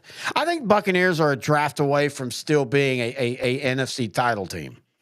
I think that but let's go back to Tennessee. So, number 1 pick. What are you doing? You and I have had this discussion. And by the way, I want to say this because I know we had private discussions. When I'm saying I don't think Sanders and that Cam Ward are top 5 picks, I understand that the teams are going to make them. I'm just saying I don't know if either one of them are. But in saying that, I don't hate Cam Ward to Tennessee. I don't hate Cam Ward, Tennessee either. I just don't know what the Titans are going to do. I almost feel like they might wait a year or two and just find like a quarterback that's available for cheap in free agency, and then just get Sam Darnold, and then draft Travis Hunter because they're lacking some firepower. Dude, but Tennessee, oh wow, a lot of their issues was turnovers at the quarterback position. So yeah, they have to address the quarterback position. But I still go back to that last game, and I know it's fool's gold, but there's that throw where Will Levis at about the 40 just throws a frozen rope 60 yards down the field, and it still makes me go, do you give him another chance? Mario says Cam would work, trade down, or get Hunter. I really think if they don't trade down, I think they should just get Hunter and then try to get Sam Darnold somehow or someone else in free agency. I don't think I'm worried about how Travis Hunter's game projects on the next level. Like it. And where does he play? Does he play receiver? Does he play? I mean, I don't think he's going to. I mean, I think you can do the Dion thing where you play him a little bit of both, or you do the Mario Scott says, I'm in the camp to keep Levis. I kind of think so. I am. I think so too. Draft Travis Hunter, figure out where you're going to play him, but draft Travis Hunter. And then go Levis, you got one more chance. Let's go. We're going to roll you out 17 games, barring you just get really, really terrible or you get hurt. We're going to roll you out 17 games, and we're going to figure it out. And either you work or next year, when there's probably better quarterbacks, we'll make a decision then. Dude, I know I was completely wrong, but going into the season, I was bullish on the Titans because of everything. No. Okay, you weren't wrong about what they did. My whole point is the roster they built was they were taking a lot of great guys like Pollard, who was good at the not 70 snaps a game, but 30 snaps a game, and then going, we now need you to do 70 snaps a game. That was my only issue with them. It felt like they were building a roster with a veteran quarterback when they didn't have the veteran quarterback. That's a good point. I guess I just felt like they had their quarterback of the future, and they're just trying to get like Lloyd Cushenberry from the Broncos. They're trying to, get Calvin Ridley from the Jags. Pollard from the Cowboys. So, yeah, they're building a talent around Levis. And then on the defense, just to take the pressure off the offense, you got L'Jarius Sneed from the Chiefs. You got Chidobe Awuzie from the Bengals. I just felt like what they did, and then they got Trevondre Sweat from the Longhorns in the draft. I feel like what they did in the offseason suggested that they were going to make a big improvement, especially in that crappy division. But I couldn't predict all those turnovers that Levis was throwing. I don't know, dude. I feel like the Titans are the team that you make a couple draft picks correct, you make a couple of those low-level signings, and they could be all of a sudden next year at 10, 11 wins. Because I'm going to say this again. I love D'Amico Ryans. I'm not saying that Houston is taking a step back, but I think Houston is kind of where they were with Matt Schaub, kind of where they were Deshaun Watson when he was good and not massaging people or getting massages. They might be landlocked at what they're going to do. And again, next year's year 3 of Stroud. Year 4, he's going to be asking for money. I know they're going to pick up the 5th-year option, but he's going to ask for money. So then all of a sudden, what are they going to do? And I feel like the AFC South is going to be way more competitive in a better way than what people think. I don't think Jacksonville is as bad as what they were this year. I don't think the Colts will be as bad. And again, remember the Colts literally, you beat Minnesota. Was it Minnesota? No, who was it? No, Giants. You beat the freaking Giants, and you're still in the playoffs. And you literally would have basically sealed your playoff spot, and you couldn't. I don't think all that happens next year. I think the AFC South might be one of those where we look up and go, holy crap, they've got 2 playoff teams. Callahan might win Coach of the Year, depending on what happens this offseason. All right, what are you going to talk about next? Let's see. Let me look at these notes. Man, we were really dominating with the Cowboys. Oh, I wanted to get your opinion. The NFL awards happens like Let's talk about that. Thursday or Friday before the Super Bowl. I kind of like that new tradition they're starting to do. It's like a whole ceremony. Snoop's going to host it. It'll be February 6th at 7 o'clock Central Time. I'm going to run through the awards. All right. You tell me who's going to win. All right. I'm going to start from the bottom up. So AP Assistant Coach of the Year. They'll probably give it to Brady or to Spags. I think they're both. Oh, no, I'm sorry. They're not. My bad. I just looked up the list. How is Spags not nominated? Victim of his own brilliance. So it's Brady, Joe Brady, Vic Fangio, Brian Flores, Aaron Glenn, and Ben Johnson. Of course, now remember, these are all voted on before the playoffs. Ben Johnson will probably win it. I agree. I think he's going to win it. All right. AP Coach of the Year. Again, before the playoffs, Dan Campbell. Well, no, I think Dan Quinn. I know Campbell, it seems, but like he was the hot moment last year. This year, again, I know they didn't vote in the playoffs, but you can kind of make the case like the Lions did what everybody thought they would. Usually it's the team that nobody thought would win. I mean, hell, Jimmy Johnson won it as a 7-9 coach in 1991. People don't remember that. This is that's probably my toughest one because it's Dan Campbell and Andy Reid who had the best records at 15-2. But then you have what Kevin O'Connell did with Minnesota and the reclamation project of Sam Darnold. Like Kevin O'Connell is like the new quarterback whisperer in the NFL. Sean Payton. I kind of feel like it should be Sean Payton because him or Dan Quinn, because both of them took programs that everybody was like, they are the shittiest. And both of them made the playoffs. And of course, Quinn made to the title game. But again, that doesn't matter. I think it'll be Quinn, but the coach of the year is always a weird one. It is a weird one, and usually it's given to the coach that has the most improved record. Yeah, I'm going to go ahead and just say Andy Reid just for shits and giggles. I'd love that, but it rarely happins. I know. Yeah, I know. No, 100% right. All right, AP Comeback Player of the Year: Joe Burrow, Sam Darnold, J.K. Dobbins, Christian Gonzalez. Wait, DeMar Hamlin again? Yeah. For what? I don't. He actually had a really good season. He actually started most of the season. He did perfectly fine, but what did he come back from last year? I think it's just a full season back. I don't know, man. He was on this list, so I'm like, okay, whatever. Yeah, no, it's not him. I think it'll be Burrow. It I'm, should be Darnold, but I think it'll be Burrow.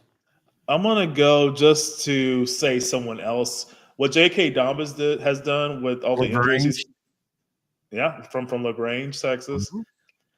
all the injuries he's had, and have being under the Chargers, great offensive line, run first offense. He had a great season. He had the season you were thinking he was going to have when he came out of college from Ohio State. So, good for him. On the year, he had 905. Yeah, he didn't hit the 1,000. He won't get it. It's quarterback, dude. He would have had to have a 1,500-yard year just because that's how they do it. It'll be quarterback. It'll be Joe Burrow, which it shouldn't be because he's good. I don't think the comeback of the year player should be somebody that was good, then got hurt, and is good again. Give it to Sam Darnold, who was terrible and then was good. That to me is a comeback player of the year. I would not knock that one. I like that. All right, let's go to defensive rookie of the year. Cooper DeJean, Brandon Fisk, Quentin Mitchell, Chop Robinson, Jared Verse. I know Cooper DeJean, it's the hot name again, white cornerback. The dude doesn't have an interception. Like, he's been great. I'm not saying he's not bad. He has been really, really good. But he doesn't have an interception this year. You kind of, in your secondary, if you're going to be good, you kind of need a couple interceptions. I don't know. This is one of those that it's just going to be favorites. He'll probably win it, but I would give it to, I don't know, man. I think I might give it to Chop. I probably would give it to Jared Verse. It kind of just symbolizes. Dude, he was really freaking good for the Rams this year, dude. After Aaron Donald retired, they have been trying to load up on the defensive side just to replace one of the greatest interior defensive linemen of all time. And they nailed it with Jared Verse. He's really good. He's a linebacker for the Rams. On one of the other nominees is Brandon Fisk, another great lineman. So their future is intact. They just are just loading up. They basically did what the Vikings did. They replaced Danielle Hunter with 3 guys. Yep, that's a good way to describe it. All right, AP Rookie of the Year offensively. It'll be Jaden Daniels. The list is Brock Byers, Jaden Daniels, Malik Neighbors, Bo Nix, and Brian Thomas. It should be Brock Byers, but it'll be Jaden Daniels. I was going to say, yeah, it'll be Jaden Daniels because quarterback, Commanders, 12 wins. Forget what they did in the playoffs, which is reach the NFC title game. But in any other year, it would be Bowers. Yeah, Brock Bowers is going to make. I say this, I don't mean this seriously, but he's going to make people forget about Tony Gonzalez. Brock Byers is the real deal, folks. I think he's about to take the tight end to a level that we've never seen before. That's how good he was because he did all the stats he did with terrible quarterback play. All right, AP Offensive Player of the Year. Barkley, the Eagles, Burrows, Jamar Chase, Derrick Henry, Lamar Jackson. So this tends to be, and I'm kind of surprised Josh Allen wasn't nominated for this, but this tends to be the second place to the MVP. So I kind of feel like Barkley will probably win this. Yeah, usually Offensive Player of the Year is the most outstanding player, but not the quarterback, but not the most valuable. Yeah. Usually not the quarterback. So, by the way, can we say this now? Saquon Barkley should be the NFL MVP. Period. I don't give a shit what position he plays. I don't care what position he plays. The Philadelphia Eagles, and again, this is where I want to look at Jerry and go, Jesus Christ, dude, if you just signed Henry or Barkley. But the Philadelphia Eagles went into this season with everybody's on the hot seat. Jalen Hurts can't win the big game when it matters. Maybe A.J. Brown's overrated. Devontae Smith's a great second receiver, but he's going to need a ton of money. And Saquon Barkley walked in and said, shut up, bitches. Give me 2,000 yards. We're going to the Super Bowl. He should be the MVP, period. I don't even think it should be up for discussion, but he's not a quarterback.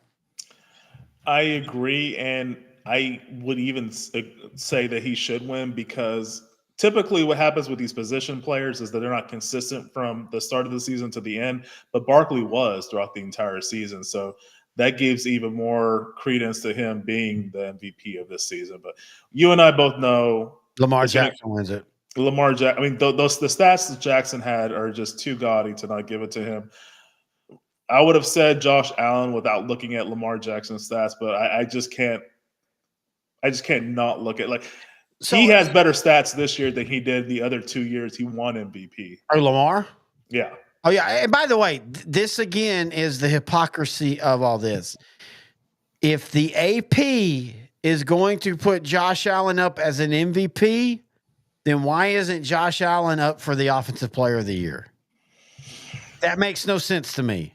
And I'm not saying that the same player needs to win both, but if you're an MVP candidate, you should at the very least, be a candidate for the best player in on the side of the ball that you play. Now, in saying that, I think it's very, very obvious that I think Barkley should win it. He won't.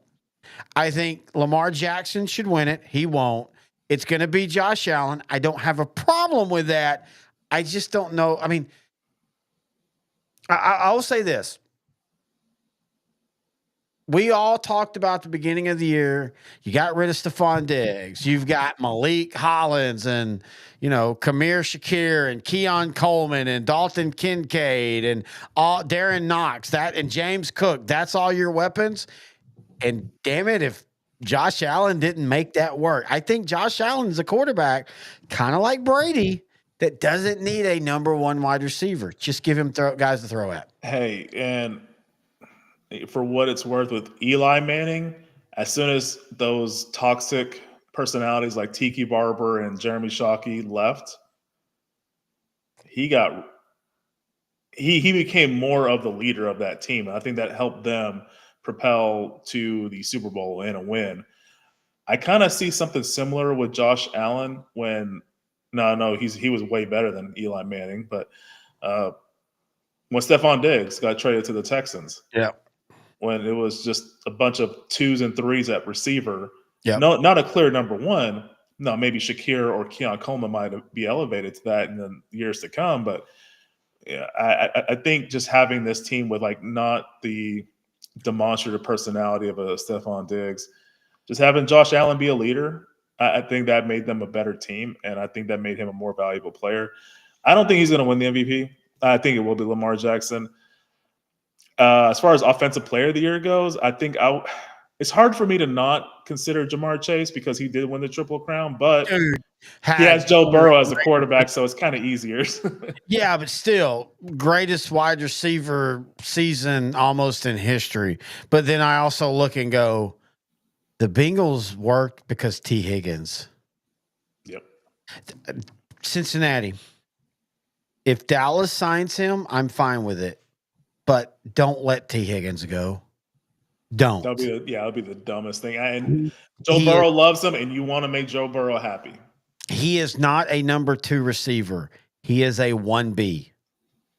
He is what, if you would have got Metcalf and Lockett at the same time, instead of Lockett being a 5-year career before Metcalf, T. Higgins is all the physical that Jamar Chase. You can make the case that Jamar Chase isn't even a possession receiver. He's a big play receiver because you've got T. Higgins to do all the dirty work. I know that he would never be it, but if we ever had a 6-man of the year award in the NFL, I think it's T. Higgins. And maybe it's because I have him on fantasy and I've had him on fantasy every year, but when he's healthy, the dude just produces. T. Higgins for the Bengals is what Justin Jefferson was for the Tigers in 2019. He will allow Jamar Chase to just be single covered because of the threat of that other receiver. You know who could have been T. Higgins, and I think he would have been in today's NFL? Alvin Harper. Because he was a 30-catch, 700-yard, 6-touchdown guy. On a team that didn't do all that. On a team that didn't throw the ball 400,000 times. Anyway, all right, let's go to the next one. We did Defensive Player of the Year. Yeah, defensive player of the year. To me, this one's juicy. All right. Zach Braun, Eagles linebacker. Interesting. He's great, but he doesn't like have all the stats. Myles Garrett was great all year long. Terrible team. Trey Hendrickson, great at times. Patrick Surtain, Broncos, really good. TJ Watt. Now, okay, so here's the weird thing about TJ Watt.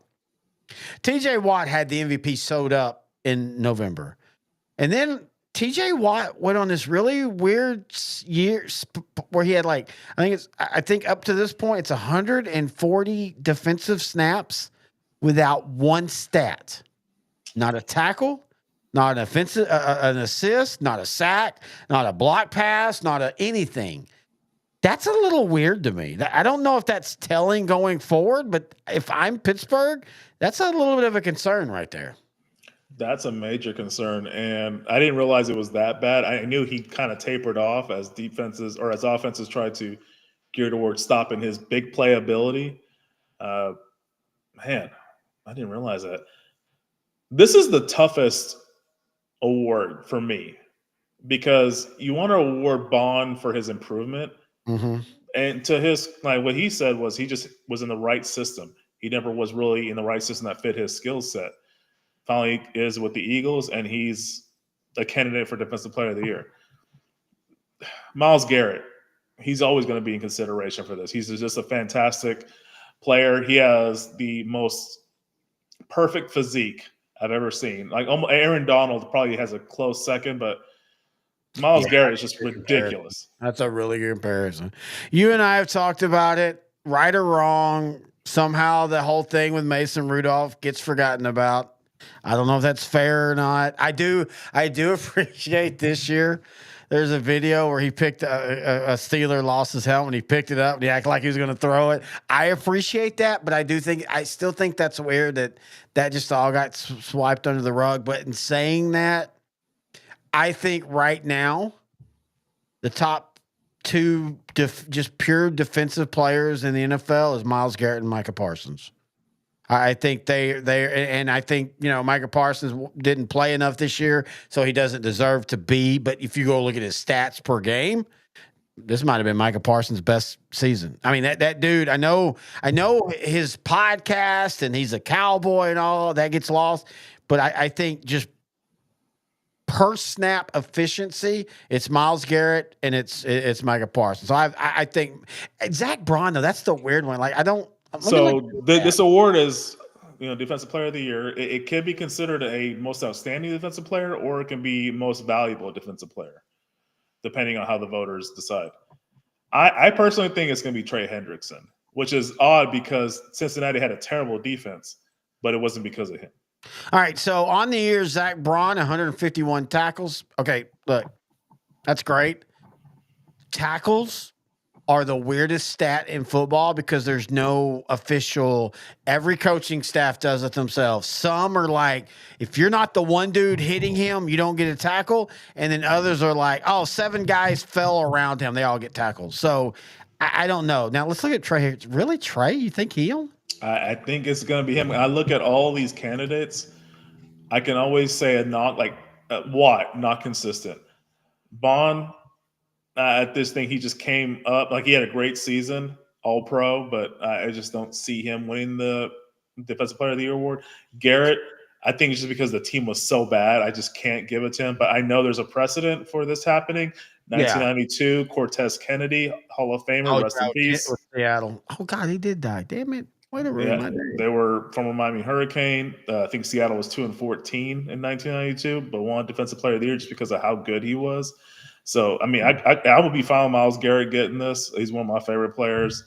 Trey Hendrickson, though, I just feel like, especially what Cincinnati did toward the end of the season with that late run. I love Patrick Surtain. I loved his dad back when he was with the Dolphins in the early 2000s. This is a toss-up. You could tell me any of these guys would win, and I would be perfectly fine with it. And Defensive Player of the Year has always kind of been that way. Like, how do you quantify it? Hendrickson had 17.5 sacks. Really good. But they didn't make the playoffs. And at times their defense was bad. And I'm not saying that's his fault, but again, this is that hypocrisy of we shoulder the quarterback with so much stuff, but then with Trey Hendrickson, we're like, but he's really good. He had 17 sacks. Yeah, but his defense ranked 30th. That's not his fault. Okay. Well, then how is it the quarterback's fault when, so I don't know. That's a good one. Whoever wins it, I guess I'm fine with that. It's hard to quantify that. All right, and then we go to the most valuable player. You think it'll be Lamar Jackson for his third, two in a row, and third? It will be his third, second in a row. That's who I think's going to win. I think it should. I think who I want to win, who I think was the most deserving, or who's the most valuable to their team. I almost feel like it should be a three-way tie between Allen, Barkley, and Lamar. If they don't do a tie, and I have to, had a gun to my head and I have to make a choice, I think it's Josh Allen. I think it's Josh Allen. Yeah, I think they're going to spread it out to him. And again, for all the look, Lamar Jackson had the best season he's ever had. There's no doubt about that. But you also gave Lamar Jackson the best running back in the league, or at least top two. You also, you saw Zay Flowers finally become the receiver we thought he could be. Rashad Bateman starting to become the receiver he thought he'd be. Mark Andrews continuing. I know we're going to talk about the drop, but Mark Andrews is an all-pro tight end. Isaiah Likely is an all-pro tight end. Josh Allen, you literally took the biggest target away from him and said, hey, go win with that. And not only did he win, but he was statistically great again.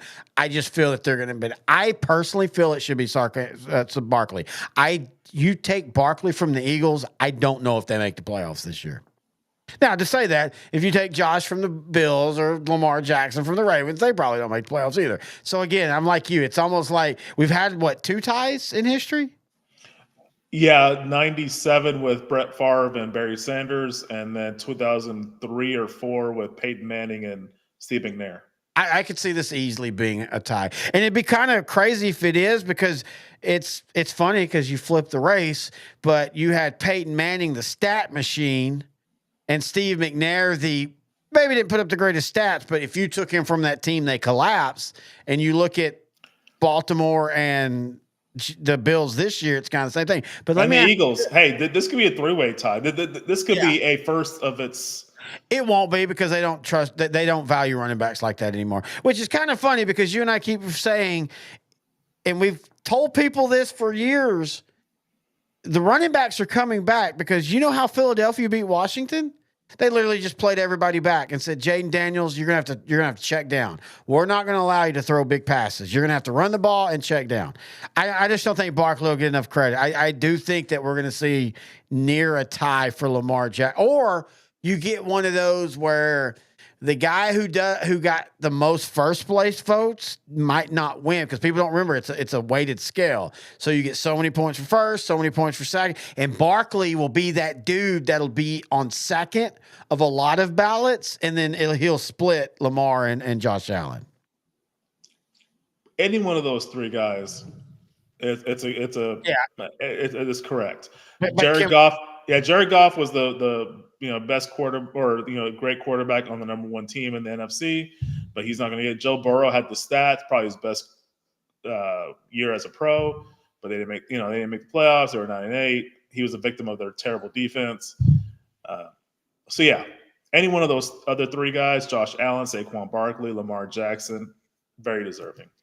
So has Patrick Mahomes become the LeBron James of the NFL, where he has been so amazing that even though if you really want to say who's the true MVP of a team, he won't get the votes because he's not putting up the stats he was a few years ago, because this team has realized we don't need him to throw for 5,500 yards and 70 touchdowns. We can have him throw for 4,030 touchdowns and we're still going to win. Yeah, it's not even a situation where he's a victim of his own brilliance. It's just he doesn't need to, like you said, get over 5,000 yards and 50 touchdowns. But can I ask you something? On that team right now, there are 3 Hall of Famers, and that's it. Yeah, Mahomes, Travis Kelce, Chris Jones. And Maybe Trent McDuffie in about play another 5-7 years. Oh, Mario says he's Michael Jordan. Michael was still putting up like a shit ton of points, though. Like he was still like leading the league in stats and all that. And by the way, I don't even know if Chris Jones will actually get in the Hall of Fame, or if he does, it'll be veterans because he's missed so much time. He hasn't put up the all pro stats, if you know what I mean. Oh, I think he's first ballot Hall of Famer, but I have to look at his stats. But I mean, I could definitely. He's only 30 years old, so it's not like he's played. You know, he's not 35. So maybe. I mean, I gotta look it up because now I kind of. Okay, so hang on. So here we go. So I'm not looking at stats. Okay. Chris Jones has 1, 2, 3. Okay, yeah, he has 6 All Pros. Yeah, he's probably gonna make the Hall of Fame. Okay. Well, because I was just thinking, I remember, and then 3 second teams before that. Because I even remember, I don't remember watching him play live, but like me and Joe Green, he was great up until maybe his mid to late 20s, and he was just kind of like a solid guy on a team that won 4 Super Bowls. Like he just wasn't the same player after he had a lot of injuries early on, but he was still a solid contributor and definitely first ballot Hall of Famer. That's me and Joe Green, of course. Mario clarified what he's saying. He's saying that Michael Jordan and Mahomes are the same because Jordan and Mahomes shutting out other players from winning titles. That is a really good point. Mario about to replace us on this show. Shut up. Anyway, but he's right though, because Jordan kept Stockton, Malone, Gary Payton, Craig Elo. Sorry, all the legends. No, I mean like when he left for 1.5 seasons, Olajuwon was able to make it. Shaq was able to make it in his Orlando days. Patrick Ewing finally made it to the final. So yeah, shot 1 for 4,000 in the NBA Finals against the Rockets. By the way, I will contend if there was a team that could have beat the Bulls with Jordan was the Rockets. Like that, they were the one thing because they had that size inside, and you had at least for 1 year crazy Vernon Maxwell, who we'll eventually have to do a look back on because that dude was Dennis Rodman with a jump shot. Like he was so crazy. I love that. I loved the Rocket City back then, dude. I've told you that. I grew up in East Texas, so I didn't have. And you, it's funny because you grew up in Dallas. You don't have a hate for Houston. It's a weird thing where Houston hates Dallas, and most of Dallas is like, okay. But for me in East Texas, I was a fan of the Astros, the Rangers, the Oilers, the Rockets, the Mavericks, all of them. And so I loved Rocket City back then. But that's a great comparison, Mario. Good job, dude. You might have to. Hey, you know what, Mario? If you want to call me later, no, he doesn't have to be on the show necessarily. Wow. All I need is a token. I'm just saying. And y'all look alike. Would anybody even know? Oh, did I just go racist? I love y'all both. You have anything else to say? I think that's. I'm about to get a strongly worded letter from Noe.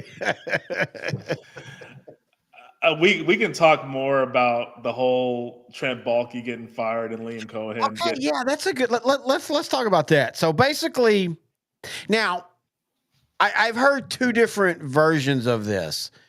I've heard that Cohen. It's not that he had anything against Baalke. His whole point is I don't want to be the hire for somebody that I don't think really wants me. Which is very valid. But from way we go ahead. The way we were looking at it, we see Liam Cohen going to talk to the Jaguars with Trent Baalke as the GM.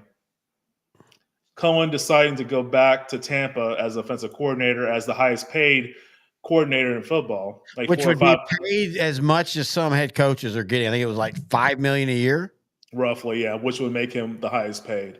Yeah, like middle of the road offense or head coaching. Did it feel like Tampa was maybe thinking, "Hey, dude, we're going to bring you back, and you might be head coach in waiting because we've given Todd's done a great job, dude. Let's accept this. This is what you and I talk about when we get mad about the Cowboys." So the Buccaneers in 2020, the Rams in 2019 sold their soul to be competitive, right? That's what we were all told. Oh my God, yeah, they might win, but look at what's going to happen in 4 years. Well, you know what? In 4 years, both of them have made the playoffs. Both of them have been consistent division winners. So maybe Tampa would be like, hey, Todd, you've done a great job, but if you just slip a little, you're out. We're going to bring in Cohen. Yeah, I really think Todd Bowles, he's good. He was decent with the Jets in the mid 2010s, but he's an older guy. He's not going to be there long term. Yeah, how old is Todd? He's like, what, 65? I don't know exact age, but there needs to be a coach in waiting. And I think they might have looked at Liam Cohen, who's a young guy, I think 39 years old. He's 61. I mean, that's the same.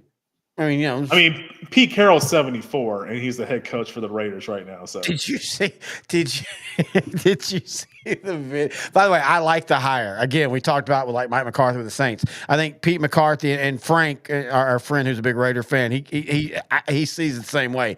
He can add, kind of like Bill Parcells to Dallas, he can add legitimacy and stability and kind of hand it off to the next guy. And we can hire Bobby Slowick as your OC, aka coach in waiting or head coach in waiting.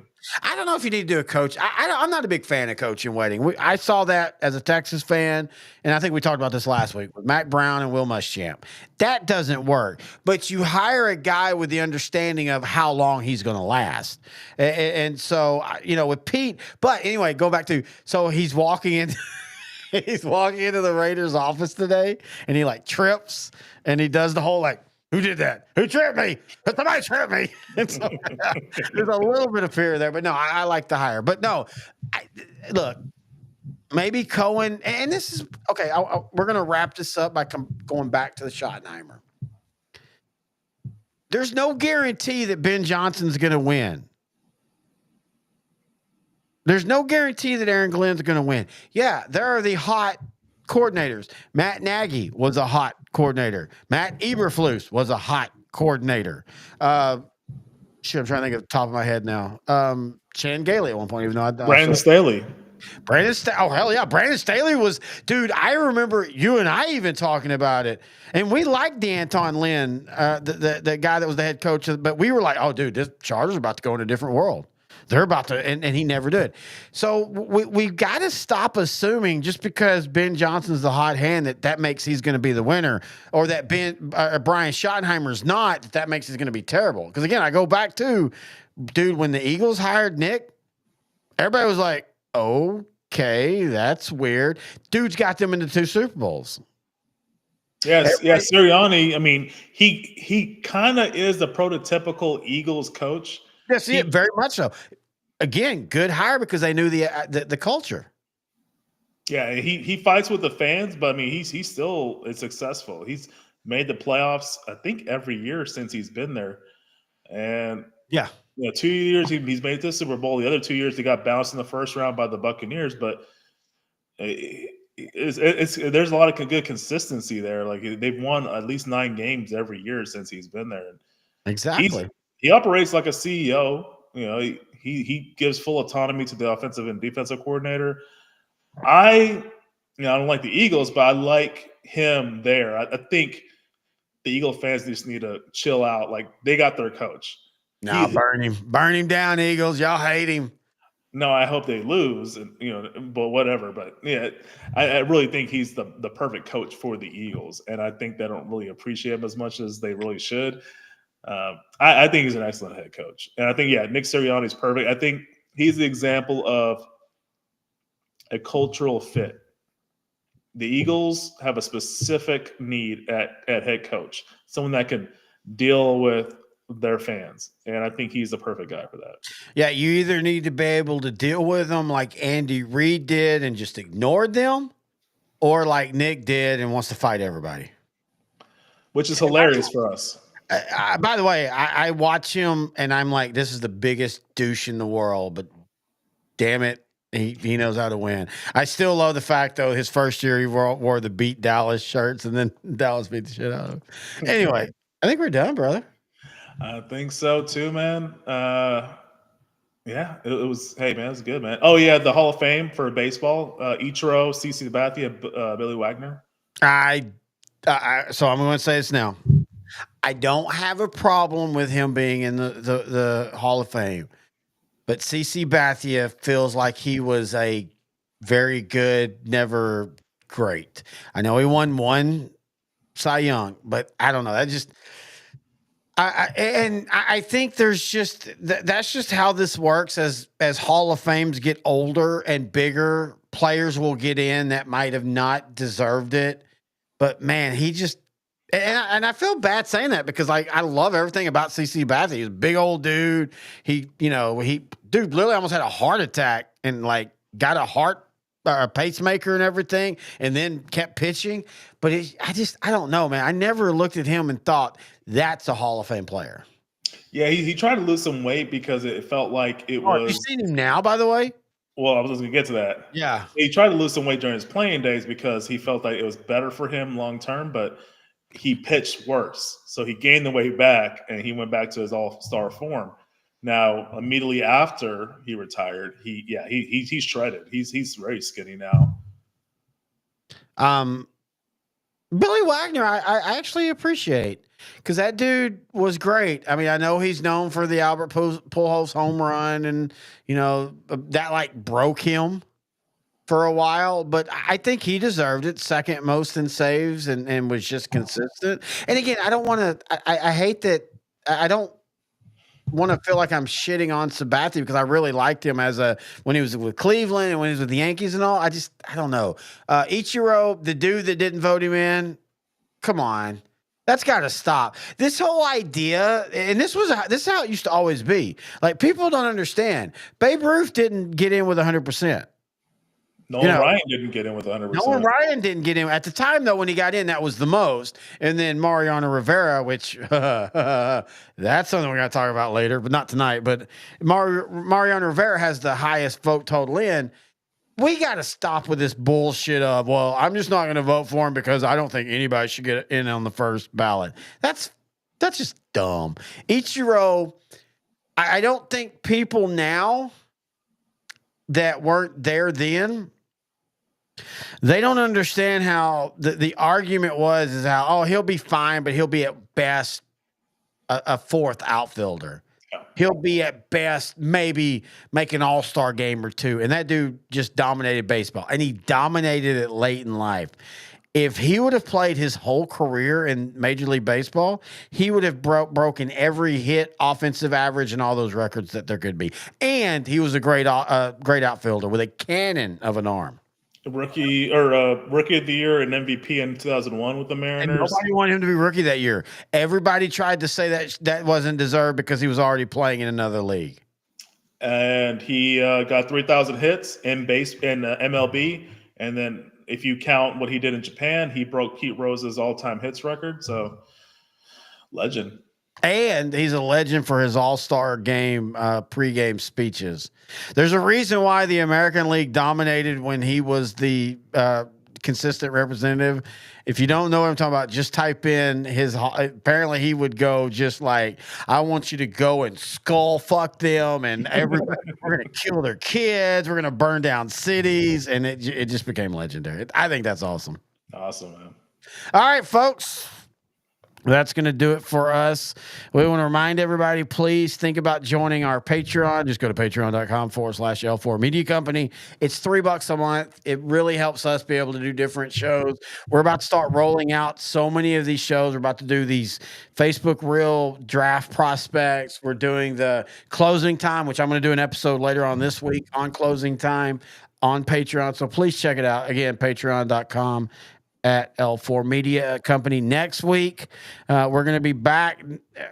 We went, we went 2.5 hours. Next week will probably be a shorter show, but we're only going to focus on the Super Bowl, unless something big breaks. If there's some other big sports story, we'll talk about that as well. But next week will be our Super Bowl preview. We'll be able to finally introduce one of our sponsors that we're really excited about. And me and Noah are going to be happy because that sponsor is basically paying for our Super Bowl food, and we're going to get some great food, so we appreciate that. Anything else you have to say? That's all, man. Looking forward to next week's preview and the Super Bowl in a couple weeks. Yeah, we're gonna both pick the Cowboys to win, right? It's time for the That's gonna do it old-time for this week. He's happy intern Noe, the hour. Commissioner So Pro. pick up I'm your Terry, the step and Terry, I smile don't know, the white guy. a Until next time, this has been Outdrank the Coverage, brought to you by Grandeur Pest Solutions, Beach Whiskey, Lazy Dog Kettle Corn, and L Dog Gourmet. Until next time,